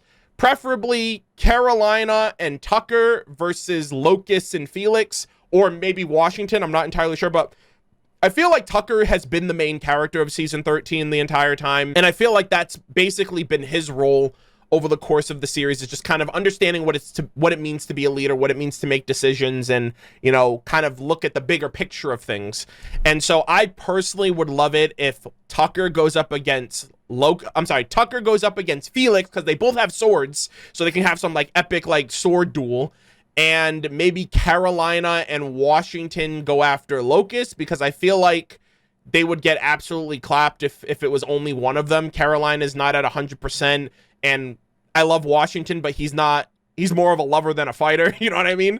I know he still like knows how to fight, but he's not like a brute. He's not like an absolute fucking beast like Carolina is. So I feel like them two would kind of create one dynamic unit versus a dynamic unit like Locust. But then there's also Sharkface, so I don't really know, like, because right now it's a 3v2, unless it's a 1v1v1.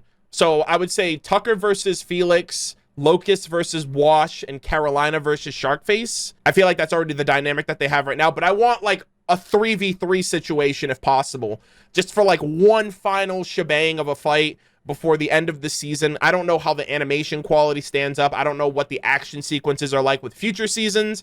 And with this being the closing of Project Freelancer, where like all of the action kicked off in the past with York and with North and South Dakota, you know, that kind of started the era of Monty's animation, and how it's kind of transcended and has changed over time to where we are now. That's just like a personal headcanon that I would like. Obviously, you guys know what happens, but I would love to just see one more really cool action sequence, especially since Sharkface is still around. What did I ever do to you? You still don't know. Let me jog your memory. What the fuck is with this guy? The animation improved immensely from the season 13 finale, one of the coolest action sequences in the series, and I love how it was kind of like a neck and neck moment. Like Carolina got some hits in on Sharkface, and then Sharkface got the drop on her, and then Sharkface returned those blows back to her, and they would just talking back and forth the entire time. And like Sharkface just kind of finessed. Sharkface popped the fuck off. I absolutely loved, like, he's just basically talking the whole time about like, oh, you're really good at administering pain, but pain, like, he just feels like the epic, like, monologuing villain that knows he's the shit, knows that he can one-up her, and has the actions to back up his words. And then the freaking flamethrower reveal, he's like, let me jog your memory, and then pff, like, it's just so epic. And the fact that they didn't just give him one freaking flamethrower, they gave him dual flamethrowers, which I mentioned in my reaction too, how last season that was like a criticism I had. I'm like, actually, I think the flamethrower was way better than the assault rifle spray painted on with like a shark's face on it. And then they were like, nah, we got you, fam. And then they just popped off with that. I thought that was such a sick reveal. And then her coming to the realization of who he actually was. And then that's when really, like, bro, I'm out here to get my lick. I'm out here to get revenge on my friends, get revenge to what you people did to us. And then at that point, all bets were off. The chase scene was so epic. I actually want to compliment the music more than anything. The sound direction too. Like, at certain points, the music cuts. At certain points, the music ramps up. And like, I feel like it all just kind of crescendoed and built up on the best points possible. There was one scene as well where the chase down ended up with Carolina using all of the abilities at once. And this was the crazy bit, right? We talk about it. We'll get into it a little bit more later in the episode, but I'll bring it up now. I never realized how much, like, of an overload Epsilon was carrying the entire series. I always forget that he's a fragment because of the fact that he's a fragment of the memories of a whole AI. The fact that he can tap into the intellectual delta, he can tap into the trustworthy theta, he can tap into all of these different aspects of the memories that he knows of his other components of the alpha, but that doesn't make him a full AI. But the show makes it, the show has never really shown those limitations up until this point. So up until now, it feels like he's failing, but he's just a fragment of an AI that's functioning like a full AI, and it's kind of catching up to him now, where it almost feels like a computer. Like if you use a computer for so long, it'll slow down as like everything else around it upgrades, and you have to kind of keep every aspect of it up to date. And so their technology is outdated compared to Charon's, their AI tech is outdated compared to Charon's, to where like they need to even create a new AI to utilize, you know, the armor enhancements and even the battle suit for not the battle suit, but to enhance like some of the modifications and stuff like that for the meta's armor, you know, for what Malcolm Hargrove mentioned. And he's like, it's kind of hard to create your own AI now after everything that Church did. And so I'm also still curious about that aspect too, of like the whole AI program situation, if there's any lingering effects to that in particular, because I was always curious about like how the other AI were created, the circumstances of their creations, and if there's anything lingering on with AI creation in general for the remainder of the series. So with all of that, like she ends up popping like all of her armor abilities. The bubble shield prevents her from getting shot.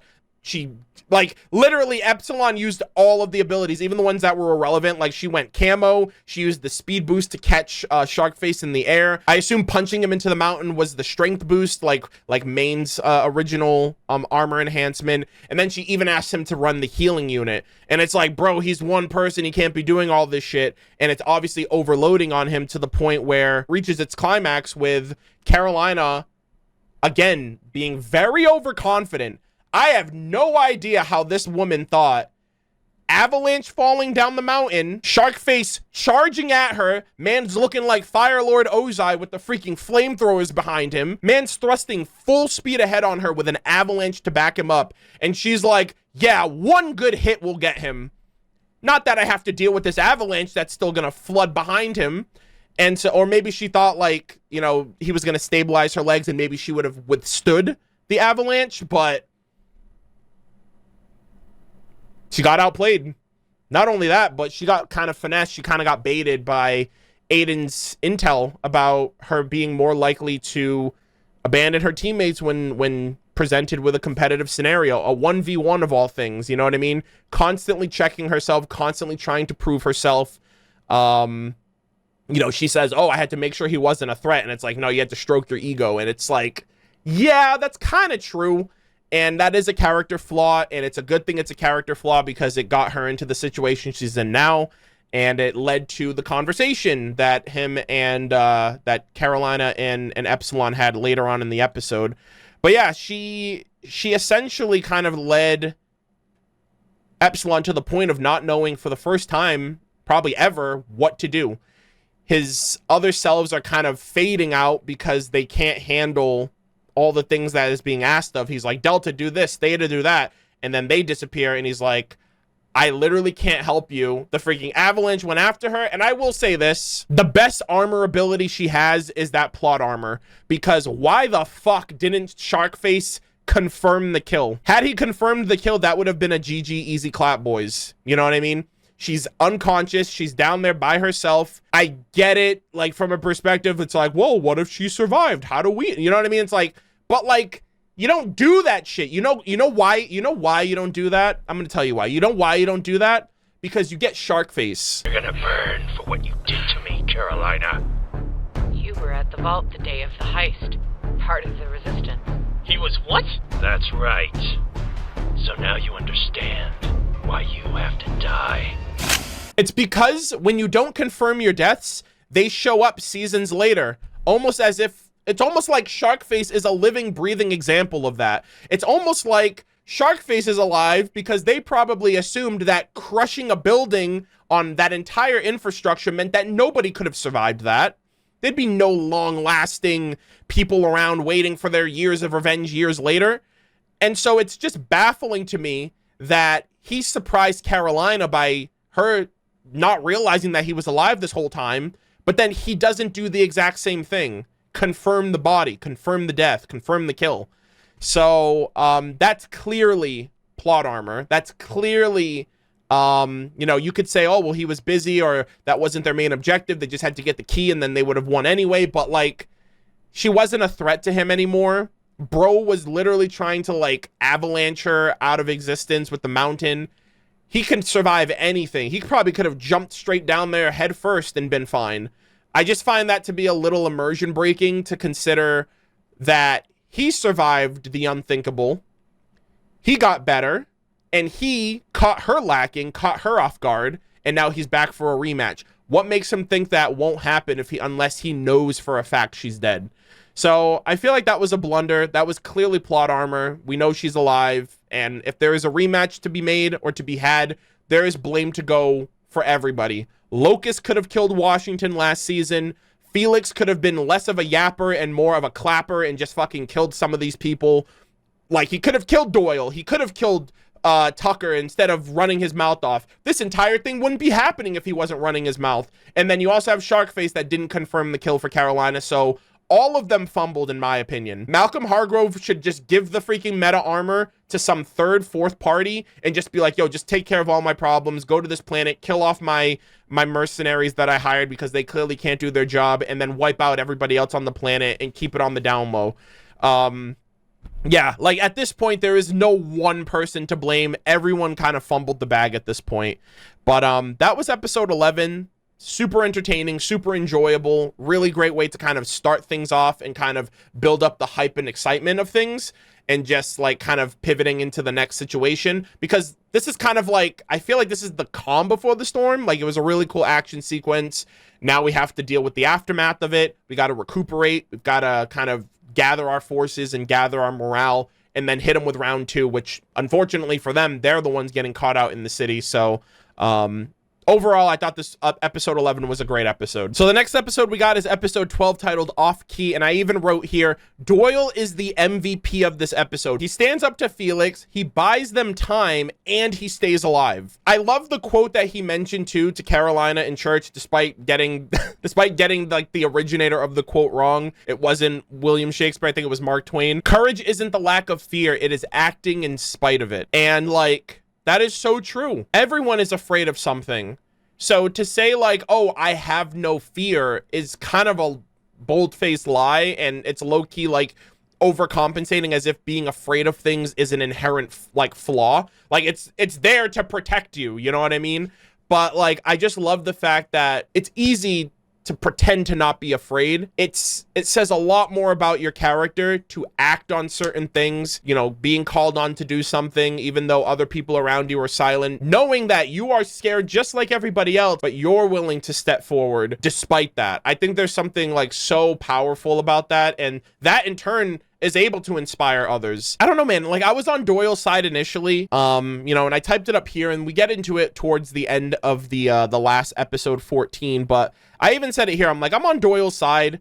Kimball is just fucking tearing into this man. I think it's partially due to their history. You know, if the leaders of these settlements, if the leaders of these, you know, the capital city and, you know, the New Republic, if they're not working together, their actions are just going to reinforce to their troops that like, oh, if my leader doesn't respect you, why should I? And no one's going to get anywhere, and everyone's just going to be worse off in the end. I just don't like how she made them being in a stalemate with the enemy sound like a bad thing. And I do agree with Doyle. From her perspective, she is way too eager to die for her beliefs. Like, she wants to go out like a martyr, like those who came before her. And I get that. I get wanting to feel like you're not a waste of space, wanting to feel like you are going to make an impact, even if it means your life. I personally don't understand what it's like, because I feel like living above everything else should be your #1 priority. You should never want, I mean, unless it's literally to save your loved ones, like you'll die so your kids can live or your loved ones can live or something like that.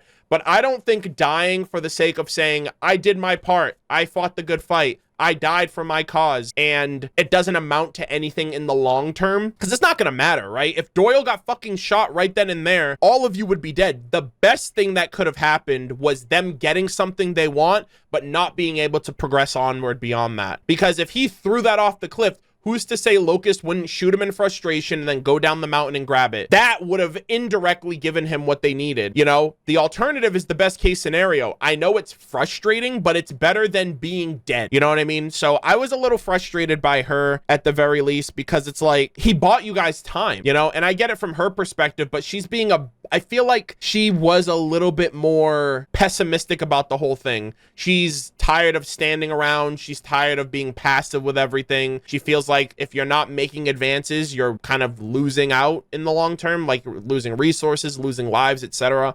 And I know it comes from a sense of desperation, but I do think that in a situation like this, she needs someone like Doyle to level her out. Otherwise, she could easily just be like, you know, she's gonna assume she knows everything. She's gonna assume she has all the answers. She says she knows she doesn't, but at the end of the day, if you're making calls like this, you don't have anyone else to kind of check you on that. And I think Doyle being in this episode and being the one to like be the opposite side of the pendulum swing for her was definitely necessary. I also loved the one bit where Epsilon is just sitting on Carolina like, oh, she's gonna be so pissed when she wakes up. Hey, whatever happened to church? She is gonna be so pissed off when she wakes up. Like my sister, man, I can't keep a hold of her, and now she's pissed, and I'm stuck with her, so I have nothing better to do. So let me just sit here and wait for her to wake up and figure out what happens next. I don't know. I just loved that. I just loved that bit. I think that was really funny. There were a lot of comedic moments too. I think they threw a little bit of shade at Doc, and there was even like Sarge being like when they were talking about like how like, oh, eventually the Reds and Blues got along, you know, even though, you know, some got over it easier or faster than others, and then like Sarge is like, I will never forget. I just want an excuse to blow your fucking heads off. Again, the comedy just kind of flowed throughout the entire episode, which I really appreciated. Episode 12, other than that, was just kind of that. It was the aftermath of the aftermath of the key and the entire situation. Felix obviously followed through, got the key, but didn't realize that he needed to kill the host who grabbed it first. And that was the best, I swear to God, that was the best case scenario, because one of two things could have happened, or one of three things could have happened. What had happened, like the current timeline. Another reality is that Felix got the key first. They would have had to kill Felix in order to get ownership of it, which is a tall order. Or third, Doyle gets the key, Felix kills him, and then claims ownership of it. So I think the current standstill, the current stalemate, was the best course of action for all of them. And because of that, we get more episodes out of it. So the convenience sake for the plot, I will take it. From there, we have episode 13 called The Thin Fed Line, which I believe is like a reference to the Thin Red Line, if I'm not mistaken. This is where I want to say the peak ship is established with Doc and Dr. Emily Gray. I also know that I think I mentioned in earlier seasons, I think when Carolina was getting healed by Emily Gray initially, and she was like, she said something along the lines of like, call me sweetheart one more time and I'll like fucking kill you or something like that, you know? She was like, oh, call me sweetheart one more time and there will be a knife inside of you. And she's like, ooh, you're super hostile right now. I'd love to psychoanalyze you. So I like, initially I was like, ooh, that ship is kind of ringing true right now. But at this point, the two doctors, the two purples, I think that that's peak. I think that that's super cool. I really like the dynamic of both of them. Like, she's definitely more assertive, more aggressive, and he's more passive and recessive, and he's just like, you know, I just kind of want to make it through to the next day. So I feel like they'd balance each other out pretty well. O'Malley's return is also a throwback. All of his constant mentions of oblivion being at hand and the end of days is nigh and all that other jazz. Very, very classic. It kind of makes me happy that I took Blood Gulch Chronicles seriously. I remember when I was doing stuff like this, I was taking notes, I was referencing stuff, I was retaining all the information of early RVB, and I feel like if I didn't do that, personally, this is just how my brain works, if I don't hyper focus on certain things that I do have an interest in, I feel like it's one less way that I'm able to retain the information, or rather I would probably appreciate it a little less. So I do like that I was super serious in the whole like O'Malley, and he's gonna, you know, he's gonna get the freaking secret base, and he's gonna defeat everybody. He's gonna cause the end of the world. Like O'Malley like literally was not anything. He wasn't shit. But like because I took it so seriously, and I like it kind of like reinforced a lot of his mannerisms and characteristics at the time, which were comical. That like even now that they're happening in season 13, you know, Omega's long since gone. Like he is an established, like O'Malley is kind of like a concept at this point. He's like an idea. He's like Batman. And yeah, I don't know. I just thought, I just like that. I like how O'Malley transcends the Reds and Blues at this point. It transcends everything that's happened with Project Freelancer, you know, and in a sense, Omega lives on, which is kind of cool. And I mentioned here, the humor was so good, man. The spitting in your helmet bit, like I was laughing my ass off. That shit was so freaking funny. And overall, you know, this was the point where they were trying to get Kimball and Doyle to kind of see eye to eye on the situation, to kind of come to a truce by the classic, you know, like the oldest trick in the book. Hey, call up this person, tell them they want to apologize. Call up that person, say they want to apologize. Bring them together and hope to God that they fall for the bait and they assume that the other person's like they said, it's like old sitcom movies. That's the only time that shit happens. So that's obviously developing. And then we get a really cool interaction with Carolina and Epsilon Church. Just kind of expressing, at the very least confirming, that Alpha, fingers crossed, is actually not failing. What happened to you? You were with me one minute, then the next you were gone. Alright, I know what you're trying to talk about here, and look. Sometimes guys my age have performance issues. It's completely natural. Epsilon, I'm serious. Hey, me too! This shit's embarrassing, and now I gotta go talk to Dr. Gray about getting some pills. Stop dodging me on this. Look, I'm not failing if that's what you're worked up about. But I have my limits. What do you mean? I mean, you can't expect me to run all of your armor equipment at the drop of a hat. I'm not a young, brand new AI. I'm just one of the fragments. Fingers crossed. Legs crossed, arms crossed. Like, I hope he wasn't lying to her when he said that. He is my favorite character. A transcendence of a transcendence of a transcendence. From Leonard to Church, right? From Leonard to Alpha to Epsilon.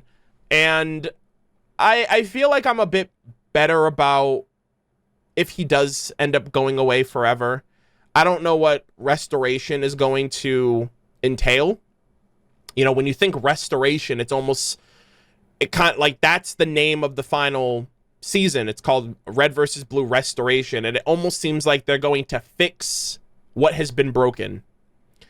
Maybe create the perfect scenario, the perfect reality, the perfect simulation when you think about it. I forgot what the term was actually called, but like inside of the capture unit, I think Epsilon was going through constant iterations of like sequences of events in order to find like the perfect scenario of getting Tex back. And they even kind of had a couple of those in some of the extra content. I forgot what the term is actually called, but like maybe that's what they're gonna do. They're going to simulate like the perfect ending in a canonical way that makes sense for how everything turns out. And you know, that'll be that. I don't really know what that means for the end of the show canonically. It also kind of, this is deviating a little bit, I personally think it's a little messed up that Rooster Teeth claimed, and I'll mention this whenever we get to it, but I do think it's a little questionable that Rooster Teeth's entire mantra for Red versus Blue over the years has always been, if people watch it, we will continue to make it. One of many mantras that they probably should have adjusted over time. But like, I know that season 14 had a bunch of different hands directing it. You know, that was kind of the whole point of the anthology project. I believe the Shizno Paradox was directed, I think his name was Jason Wright, I think was the director for that. And then they got somebody to do Red versus Blue Zero. And it's just weird to me how they approved all of these projects. They allowed all these projects to follow suit. But then by and I feel like they could have done something else. I personally have always wondered what a Red versus Blue written by Eddie Rivas would be like, because he wrote the companion guide, right? The ultimate fan guide for seasons 1 through 13, like the freaking holy like Bible of Red versus Blue. He understands the lore just as much as he wrote it alongside Bernie. And so I always feel like it's odd that I wish he could have had a hand at Red versus Blue. I know he was working on Ruby by that point, but like it personally just, I don't know what happens. Obviously, I'm assuming that as time goes on, Red versus Blue kind of diminishes more and more from what the fans wanted it to be or were hoping for it to be, or the story wasn't as compelling as what Miles and Bernie put together and whatnot. But I just find it to be kind of weird or kind of odd even that they go back to the writer, the original writer for the story to close it out, because at that point, it just kind of seemed like they're not getting anywhere with the show. And not just the fact that they're not getting anywhere, but that nobody knows what to do with the IP. So rather than kind of run it in circles and have it slowly kill itself, they're deciding to end it on their terms. But like by Bernie writing it, it kind of functionally makes Jason's work, you know, RVB Zero's work, and all of the work on season 14 from the fan base collective, like from, I understand if it's out, it exists, it deserves its own appreciation and whatnot, but people respect canon content more than non-canon content. What you've essentially done has essentially been to say that season 14 and after doesn't matter, which is kind of fucked up, in my opinion, because, you know, that was going towards a grander plot. It was going towards a grander purpose, but I feel like it's ending after season 13 because that's the point where the focus of what it meant to be Red versus Blue was lost. I also think, and this is just me, I might be overshooting this comment a little bit, but Red versus Blue was never allowed to be anything else because of the fans. Let's just keep it a buck. I remember hearing and seeing a lot of frustrations like when RVB Zero was about to come out, because people were mentioning, like,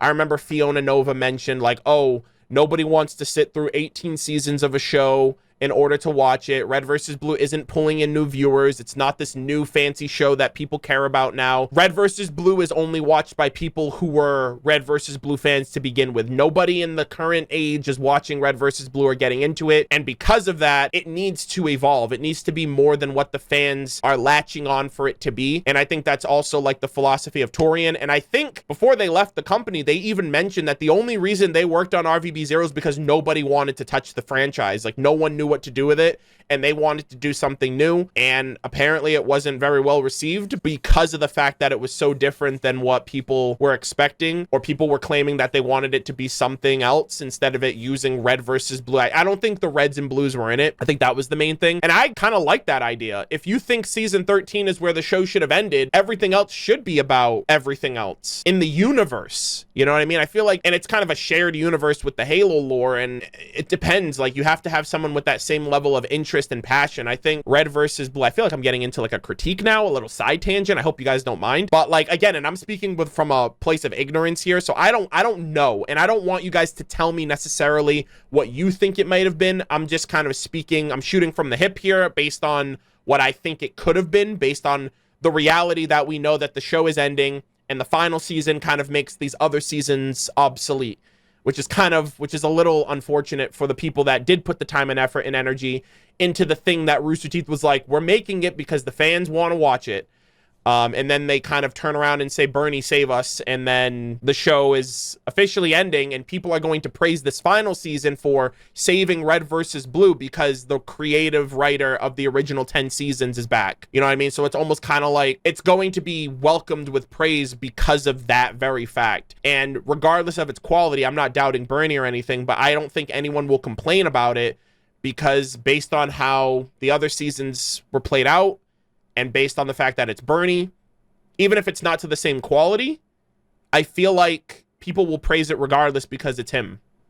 Or it's because it's continuing that story that season 13 left off, which was ultimately always about Project Freelancer, Allison, the AI, etc., etc. So I don't know how I got off on this tangent. I do apologize.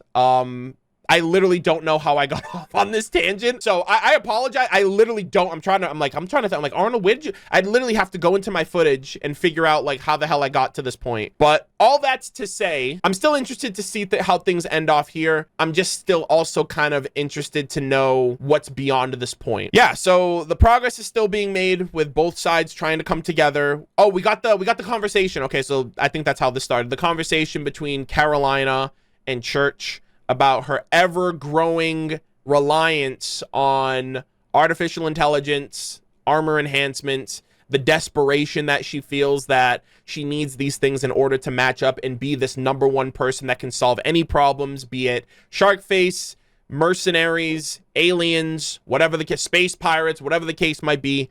And I really did like this. You know, it kind of, again, reestablished. Oh, I remember the conversation now. It was about, like, because the AI, like, Epsilon was failing, and I kind of slowly started getting into, yeah, so I'm like, I already feel like I talked about this. I kind of did. I apologize. I'm so sorry. Hi, welcome back to my content. But yeah, so he's not a full AI. I'm glad that he at least establishes that.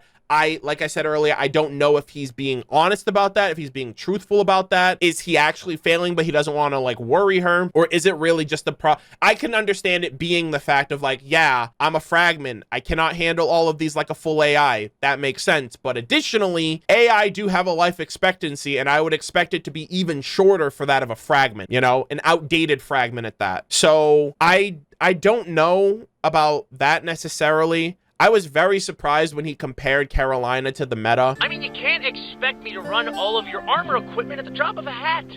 I'm not a young, brand new AI. I'm just one of the fragments. Look, I'm sorry if I pushed you too far. But we can't use that as an excuse. We're going to need every advantage we can get. Oh, you're right. Would you like some holographic projections too? How about a time distortion while you fight? Or, oh, we can get you a seat warmer. How about that? You know what we're up against. And you know what happened to the meta.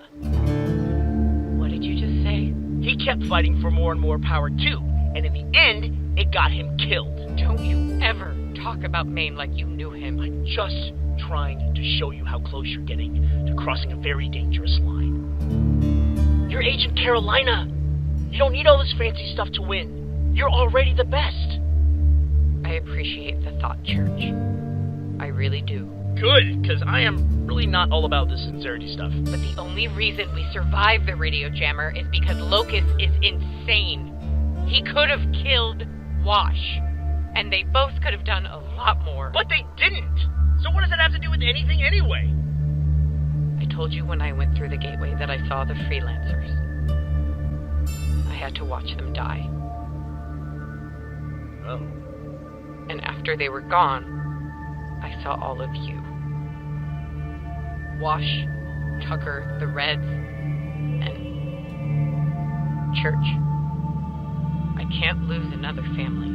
Obviously not to like a one-to-one comparison, but you know, the meta, after being like a shell of its former self, after the entire situation with Sigma, you know, after Sigma was taken care of, you know, he just vied for more and more power. Another AI, well, another armor ability here, another armor ability here. Let me charge up my juices. And he just became like a husk of a person that he was. He actually ran 8 fragments at once and had, I think, damn near almost every armor ability in the entire project. And, you know, Carolina, while not being driven by the same end result as the meta, you know, she was like, you know, that's great and all, but we can't use that as an excuse. And I'm like, that's not an excuse. That's the reason. You know what I mean? And it's kind of like she's actually sounding a little crazy here to suggest that no bitching, no moaning, make it happen. I need this. And so it was kind of out of left field for him to compare her to the meta like that. But I understand where he was coming from because, you know, you give an inch, they take a mile. And like if he's a machine and he's telling you I can't keep doing this, it's kind of wild for her to consider otherwise. I get the desperation. I get the impending threats that present themselves, but again, like he said, she's #1. She outranks everybody. She doesn't need to be all of these other things. She is kind of battered and bruised. So I actually think rather than relying solely on herself and solely on the AI and the fragments, and solely on a fragmented AI and these armor abilities, you got Washington, you got Sarge, you got Tucker, you know, you got Lopez.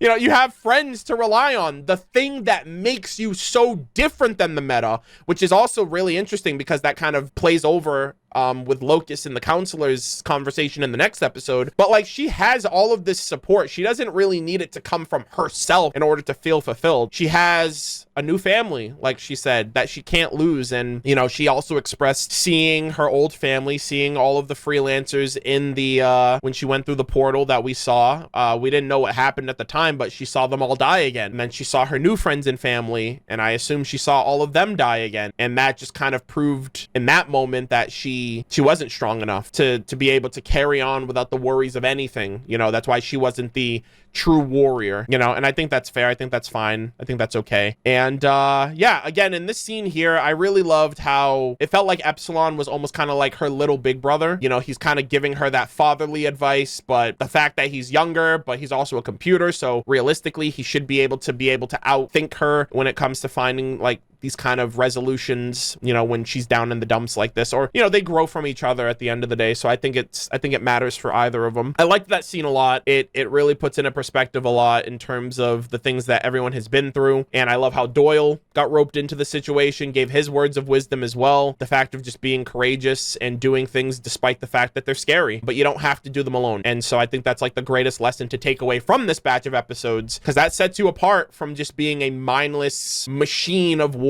It's sad that they couldn't be closer. In hindsight, you know, the freelancers had all the potential in the world to be the most unstoppable forces, but they just never learned to work together because the project was created by design to keep them as each other's worst enemies, you know, and that played into Sigma's whole creative strategy. And, you know, they were kind of like doomed from the start. You know what I mean? They were kind of set up to fail in that regard. Oh my God. And then we got, we got one of the funniest bits in the episode. Here's to hoping the mercs are just as frustrated as the rest of us.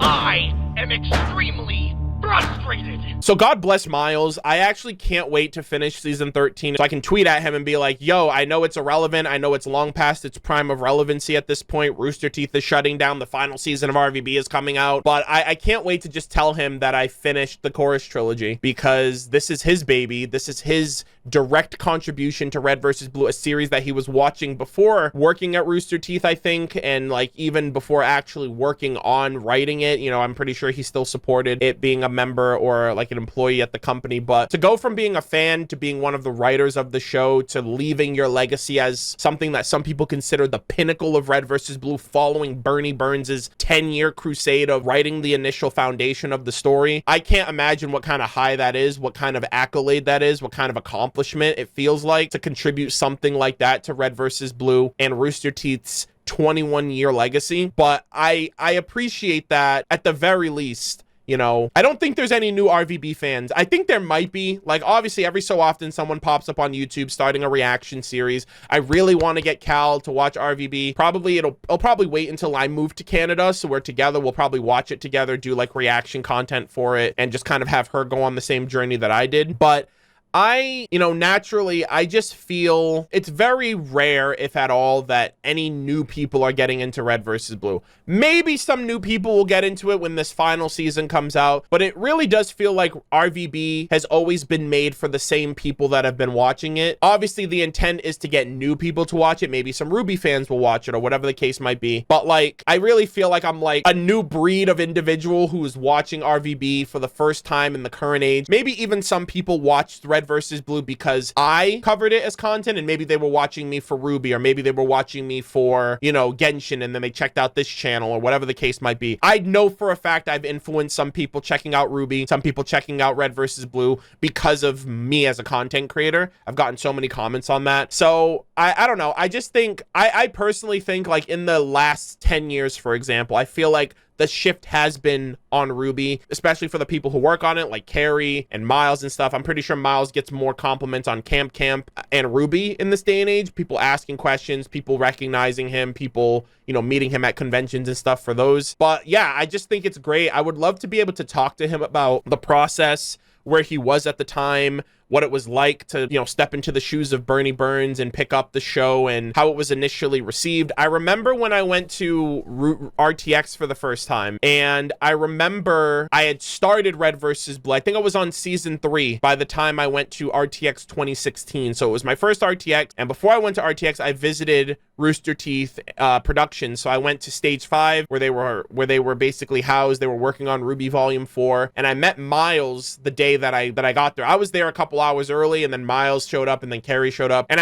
I will never forget the conversation we had. I remember asking him what it was like working on Red vs. Blue, because I was like, I just started RVB, I know you eventually work on it, and he told me that people did not like season 11. He got so much shit, so many people criticized him, so many people said that he was the worst thing to happen to the series, that Bernie made a mistake handing him the keys to this legendary IP, this legendary story that was working. It was kind of like a return to form. I feel like some people, or rather, I feel like people were spoiled by Project Freelancer's story, that going back to something that was previously accepted was no longer acceptable. Like, you have elevated people's experience, so they now have a new standard of what they expect from the show. And when you try to backpedal, which I consider season 11 to essentially be the modern day Blood Gulch vibes. Like, I literally felt like it was Blood Gulch. It was like majority machinima, if not all machinima,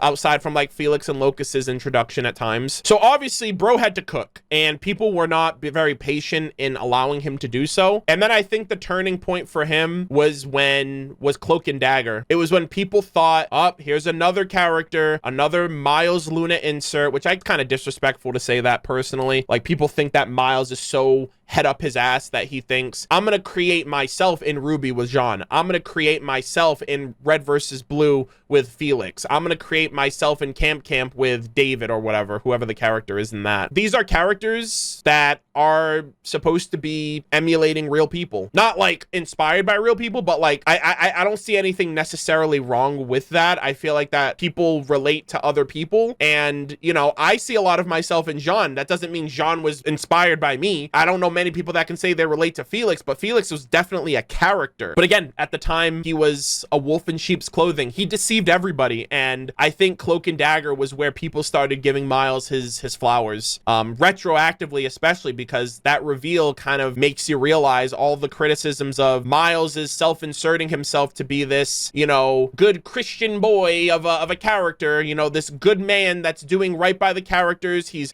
chaperoning them, he's training them, he's such a good guy. And it sucks that Miles basically had to eat shit for like a year and a half until people started seeing the light. You know, people started realizing that Mans was cooking, he was taking all this heat, and I remember him telling me that. I remember him telling me people did not like him. If they didn't like him before, they definitely didn't like him when he was writing, and he created what a lot of people consider to be the best trilogy, if not the best ending point for Red vs. Blue, beyond what Bernie did. And I'm sure Bernie could have cooked if he decided to go beyond what he had initially written, because Bernie left the story unfinished. You know, Miles came in and he worked with what he had, and it was brilliant that he was so on the pulse with all of the things that were still left unsaid, left undone, left unsettled, that I had been talking about as I was catching up to that point. Bless Miles' heart. I hope maybe he watches this someday and, you know, he kind of reflects, and maybe it's just a nice little trip down memory lane. That's the ultimate thing. You know, I remember when I was going through listening to the early, like the Red vs. Blue soundtrack, I think season 8 and season 9 soundtrack, I remember tweeting Casey and Lamar, and I sent them the videos, and they were like, oh my God, like this is such a throwback, this is such a trip down memory lane. I remember doing concerts for these songs at RTX, early RTXs, and you know, it's just nice to be reminded of simpler times. It's nice to be reminded of the impact you had on something, especially since it's long past and it's kind of like like it's basically been reduced to a memory. It's been reduced to time because it's no longer in the limelight, and if people are watching it, it's not enough for them to like get your attention or whatever. So if anybody is watching this this, tweet at Miles. Let him know that somebody is appreciating his story, is appreciating his work, is excited to see it through to the end, and is constantly blown away by the amount of work that he did. And also just kind of remind him of that yourself. You know, at this point, he is no longer at Rooster Teeth anymore. He's contract working on Ruby for right now, and obviously him and Carrie want to continue working on finding partners to continue the story beyond Rooster Teeth shutting down. And Rooster Teeth is, or Ruby is Red versus Blue is also ending, so this is kind of like the final send-off for what Miles is able to contribute. It'd be cool if Miles comes back and contributes a little bit to RVB, but I don't really know how he would do that outside of, you know, voicing like maybe a different character or something. But yeah, I really like how all of this came together, how all of this is just working, and it's based on, and again, this is another tangent, I apologize. Yeah, I just really appreciate everything that he's done with the show. I wish I was around for it at the time. I wish I was able to be a part of the zeitgeist of people that were at RTX, at conventions, getting hyped and excited. I remember I was in the crowd of people that were waiting in line for the Red versus Blue panel at RTX 2016. So it was the panel that was right after season 13 ended. So it was the year following season 13's wrap up. And I remember the line, like I was just in line with a buddy. I wasn't there because I hadn't watched up to that point, but I remember so many people being in that line to see Red versus Blue after, or to see or get information on like what was next after season 13. So I just know that this is like a legendary series. Everyone on YouTube is talking about, you know, Rooster Teeth coming to a close and, you know, the legacy that they leave behind with like Red versus Blue, which was kind of like the driver, like it was basically like it was the internet before the internet, you know what I mean? Like it was around before YouTube, and it kind of was responsible for like the early days of content on the internet for people who had the internet back then. But yeah, shout out to Miles again, shout out to Felix. Love the banter, love the funny bits. They're all getting sloppy, you know, like I said, Sharkface left Carolina alive. Felix could have killed Doyle but didn't, and you know, he kind of let that get the best of him. And Locust left Washington alive. I also love how he calls freaking Sharkface fish stick. He's like, the grown-ups are talking fish stick, and it's like, God, I love how fucking charismatic and like cocky he is. Like Miles is just, far be it from me to be like, Miles, if you were a bad person, you would pull it off really well. I don't know. But yeah, if you were like a movie villain, or, you know, if you played another role similar to that, I feel like he should, I honestly feel like he should get more villain roles, honestly. It's fine to be a Jean, fine to be a, you know, Camp David, but, or like Camp Counselor David, but like, I crave more Felix type characters from him. I don't know what his current ventures are. I know he kind of dabbled into the realm of gaming, or the video game industry stuff, and so I don't really know what he's up to now. I don't know if he really wants to pursue anything outside of his own personal ventures. But yeah, he's a great actor for a villain. That's the one thing that I can definitely say. Here's something that I want to ask you guys: who do you think would win in a fight, Felix or Sharkface? Because Felix kind of presented that proposition. He was like, oh, well, you know what, Locust, since we're in such a hurry, why don't we just fucking kill him? And he's like, I would like to see you try. And I was like, I would love to see that. I don't know if anyone has done like I don't know if there's been like a death battle done on that, or if there's been like a discussion on that already in the fandom over the years, but I wonder who would win. My guess would be probably Felix. I just feel like he's far more experienced, far more cunning, far more hungry, especially if he's the one that's the aggressor in this situation. But at the same time, Sharkface is like, bro, I'm built different, you know?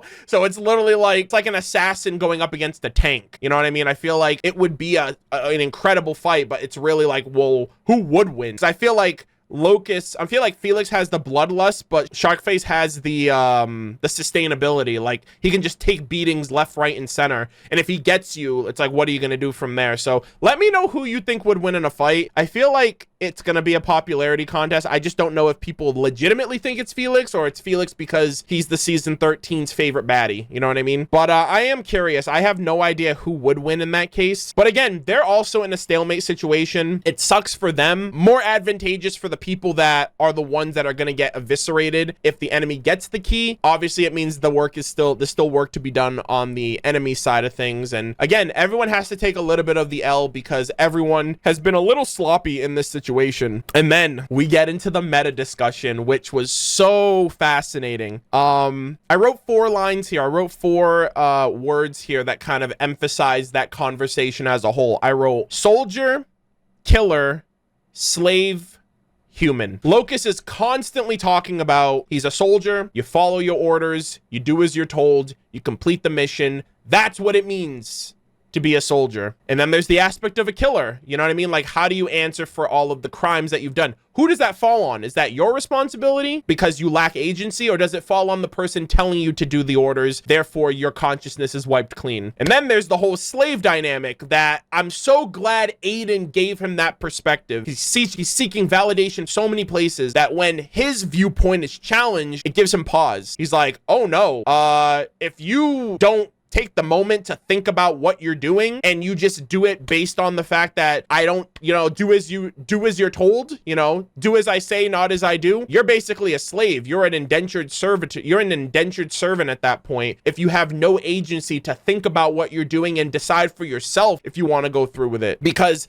it's still a 50-50. If someone tells you to do something, that's half of the equation to listen. It's another thing completely to act on that of your own will, your own free will. And so I feel like, again, he's conflating the two, and it kind of comes to a head when Aiden basically expresses, you have a very different idea of what this perfection you think the meta was going for. Bro was not trying to be a soldier. Bro was not trying to be a killer. Bro was not trying to be a weapon. He was trying to be human. And it's like, when you're trying to identify as a soldier, as a weapon, and then you come to find some type of relatability in this thing that you are also trying to think wants the same thing as you, and then it's like, oh, he was trying to achieve humanity, whereas I'm going in the opposite direction. I'm becoming more and more of a monster as I go along, and I can't even relate to this thing because this thing even subverted my expectations. I'm so excited to see where Locus goes from here, because that is the crux of his entire identity at this point. He doesn't know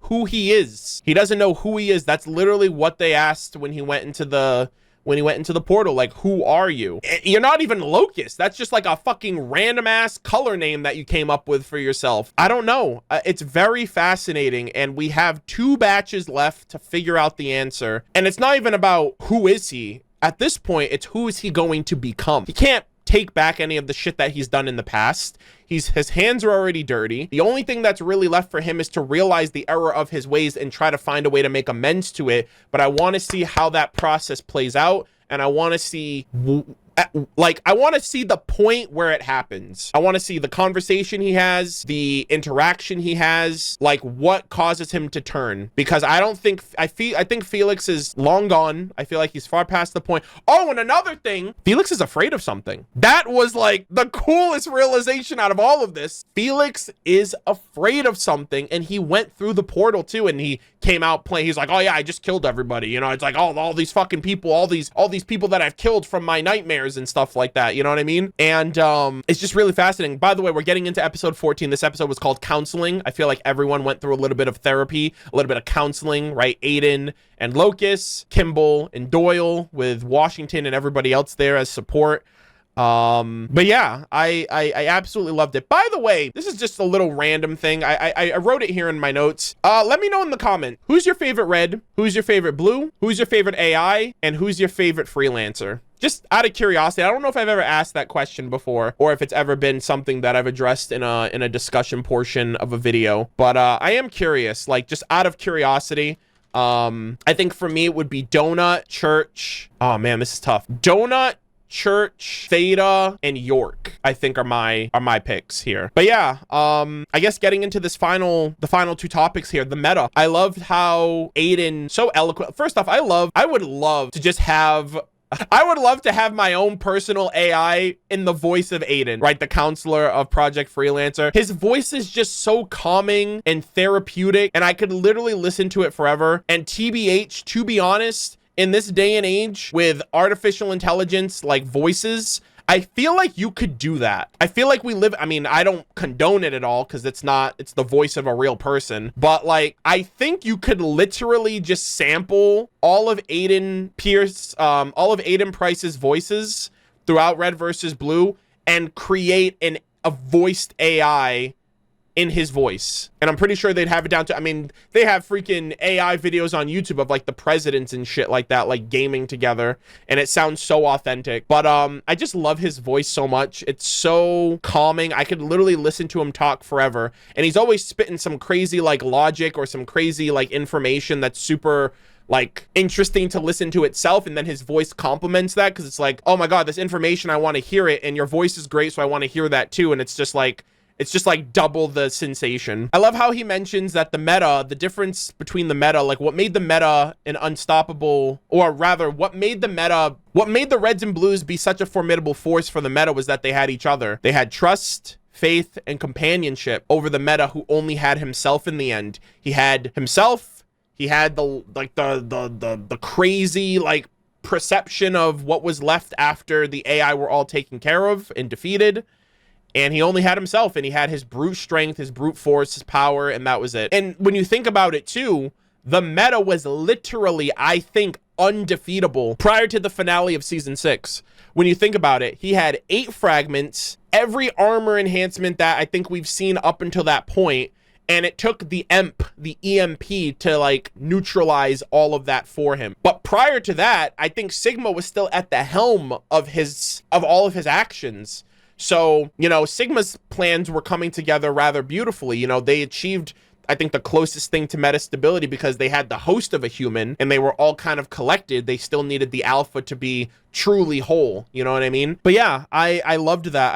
I thought that was like a cool kind of retroactive perspective of the meta was literally undefeatable in season 6, and they fended him off from time to time. Obviously, retroactively, it shows in the, you know, as seasons go on, it shows how ferocious the meta truly became, like through the animations and even through the storytelling as time went on. But like back then, you know, with just Machinima, it just seemed like he was like a rabid, like rogue AI or rogue freelancer. But yeah, I just loved how that puts into perspective retroactively how threatening the meta was when we first got introduced to him during the miniseries with Tex, and even with North and South Dakota, and everything leading up to the present. I like how we got a little bit of information on Sigma as well. I feel like Sigma, well, personally, Ada and Iota are like the most underrated AI. I wish we learned more about them. I hope we learn about them in the book. By the way, if you're still watching at this point, I feel like this video is going to be several hours long at the time of recording right now. But if you guys have or haven't checked out the Red versus Blue fan guide,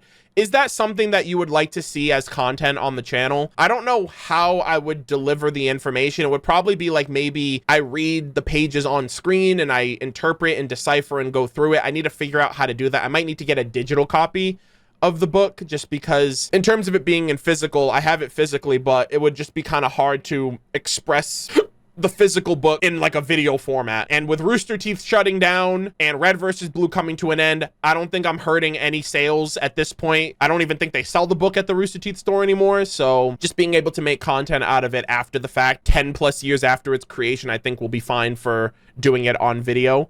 But yeah, let me know. I think I mentioned it in previous videos, but I might need to get like a second opinion on how people might feel about it, at least for right now. But yeah, we got a little bit more information on Sigma. I do hope they talk about Ada and Iota, and maybe even some, like all of the AI in deeper depth, and like in more depth. I would love to know the order in which all of them were created. I guess you can kind of infer based on who got AI during the project, but just having more concrete information in a readable form would be really cool. But yeah, so they talk about Sigma, about the progress that he made. Very brutish, very progressive in terms of thinking about the greater good of humanity, never considering anything to be below attempting for the sake of, you know, again, the greater good, not really looking at morality as a situation. And I think that's why I just never really gelled well with Sigma. I kind of saw him as the antagonist, the villain. You know, it's similar to Halo, how I looked at 343 Guilty Spark as like, he's just doing what he's programmed to do. He is not doing this maliciously. He is not saying we need to destroy all organic life in the world because fuck humans. It's literally because the Flood are seen as the pinnacle of the threat of all existence in the universe. And so it's hard for me to kind of break from understanding that a character is far more dimensional than how their actions conflict with my morality, right? So like from my morality compass, I would say, yeah, Sigma is bad because he's doing these things that are inflicting pain and suffering on those that he's affecting. But from his perspective, you know, so from that perspective, like if it affects me to that degree where I feel like your actions are negatively impacting others, I do feel like there is an initial bias there for me, at least, to be like, you're a bad person now because of those things, regardless of how you justify it. And so again, with 343 Guilty Spark, you want to kill all humans? I'm a human. I don't stand for that. You're the bad guy. You know what I mean?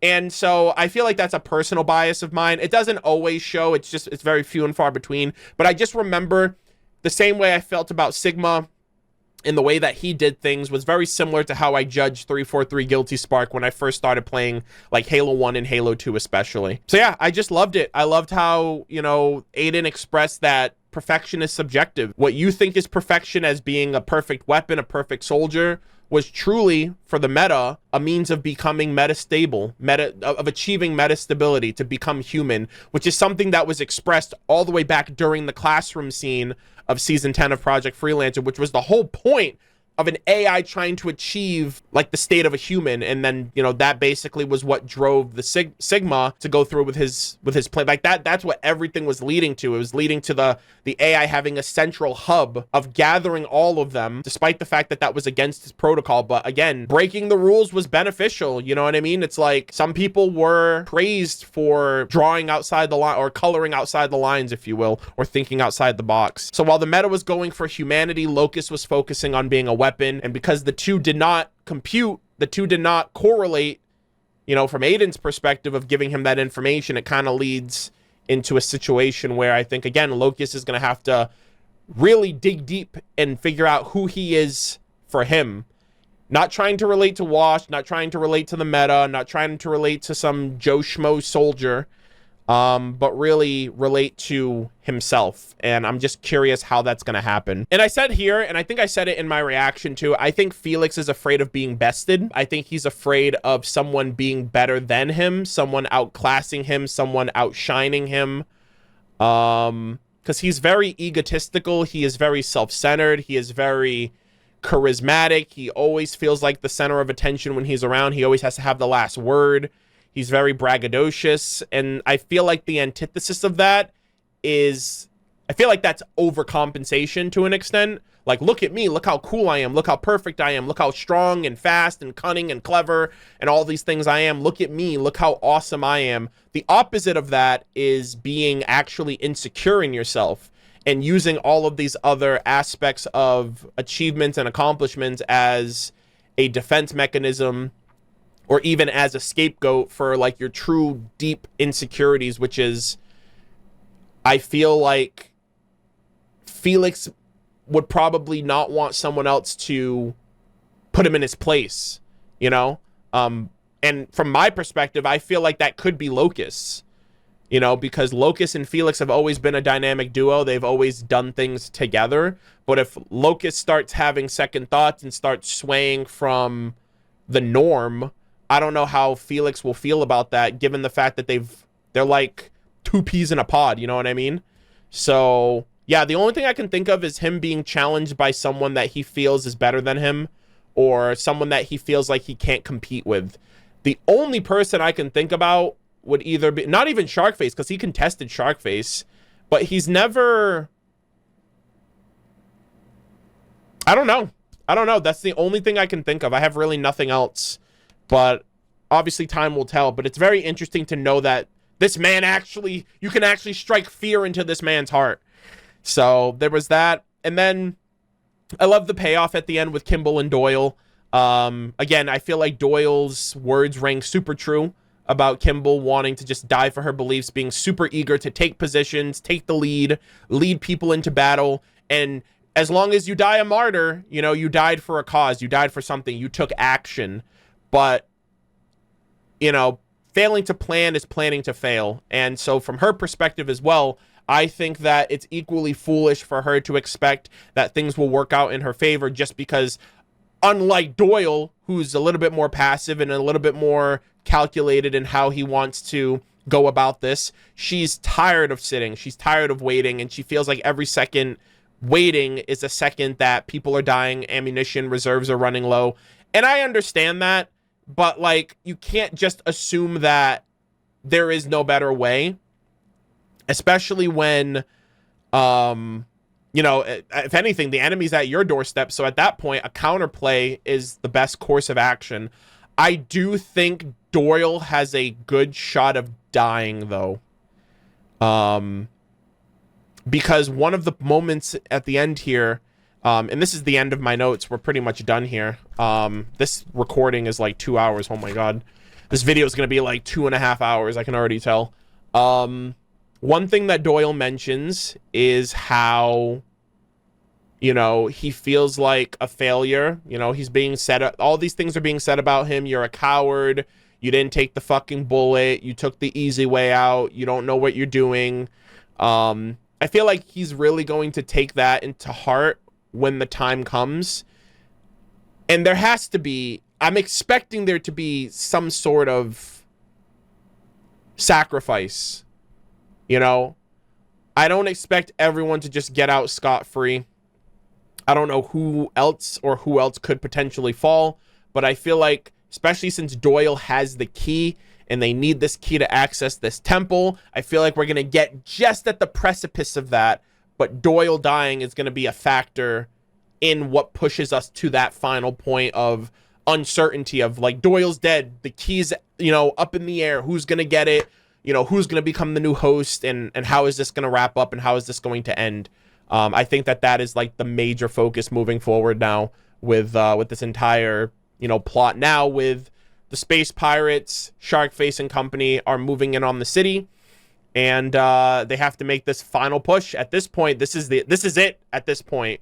You know, they need the key to purge everybody. The Reds and Blues and the New Republic need to, you know, hunker down, and they essentially have to fight tooth and nail for their survival and maybe reclaiming the key to some extent. But obviously they have to protect Doyle, so they have the advantage, at least for that, to kind of plan out maybe a debate, or maybe, you know, they have to send a signal to Earth. So if they can get to one of the comms temples, right? Tucker also has a key, so I feel like his key could also work, despite not having the temple key, the great key that they need, unless that key opens all of them. But I'm pretty sure Tucker's key could potentially work in similar fashion. But yeah, that is everything. Those are all of my thoughts, theories, speculations, opinions, rambles, you know, off the tangent, you know, discussions on certain things regarding episodes 11 through 14. I'm going to be recording my episode 15 through 17 reactions, not today, tomorrow. It's actually super early in the morning right now that I'm recording this batch, or recording this discussion. I don't know how long it's going to take to edit this down, because I've been rambling for like almost 2 hours, and then the reaction is like 40 minutes. So this is looking like a 2.5 hour video at that, which again reinforces why my videos for RVB are just going to be practically, I feel like on a monthly basis at this point. I'm not entirely sure, but at least for Patreon, 1 week will be the reaction, the next week will be the episode, and then when it goes up to YouTube, the cycle will start again with the next reaction on Patreon, and then on YouTube, and then like the reaction on Patreon, then the discussion. So I'm going to cut them in half just so I'm not doing everything at once. So it gives me time to rewatch the episode after my reaction, take my notes, sit down, do these long-winded discussions and whatnot. So hopefully it's all well received. Hopefully you guys understand. I do have the soundtrack, or I think there's like a song in season 13. I think it's the season 11 song, but it's like different now. Or maybe I'll have like a new form of perspective after finishing the Chorus trilogy. So we have the soundtrack, or the song to listen to from season 13. I'll have a season 13 review. We have potentially the Red versus Blue Ultimate Fan Guide, like read through, and just kind of compilation of all the information I learned from that. And then we will figure out what is to come for season 14 and beyond. I actually might watch the Restoration trailer before season 14, because it is out. It takes place immediately after, unless there's like spoilers in it that like basically talk about anything that I shouldn't know. But since it's kind of like retroactively making season 14 and beyond not canon, maybe it doesn't matter, but I still do eventually want to watch those seasons still, to get my own opinion, to get my own perspective, to see what they did, how they fleshed out the characters at that time. And I'm also personally interested in seeing RVB Zero, seeing RVB from a different perspective. I know Torian kind of snapped when it came to the animation, at the very least, from what I've heard. So I know like the fights are kind of good, but time will tell. But with all that said, thank you guys all so much for the support. Thank you guys for being patient. I really hope you guys, and I hope the reaction, I hope this video in general was worth the wait. I don't want to say that you should wait that long for another video. That shouldn't be the case, but I hope that a video of this size, a video of this amount of content and a amount of like opinions and quality and whatnot, at least just shows that I have not pulled off of the gas in terms of my interest in the show, my interest in the franchise, or the IP rather, the story that's being told and everything else in between. People are just dickheads. People are assholes. People will assume and make up anything just to kind of prove their, or to justify their frustrations. I've never wavered from RVB. I've never disliked RVB despite not watching it as much as other shows. And if you don't understand that, that's a you problem. But with all that said, thank you guys for watching. I will see you guys relatively soon for the next video. Thank you again for the support of these videos on Patreon, for those of you who have been waiting patiently for this to be uploaded. And yeah, I will see you guys all in the next one. Take care.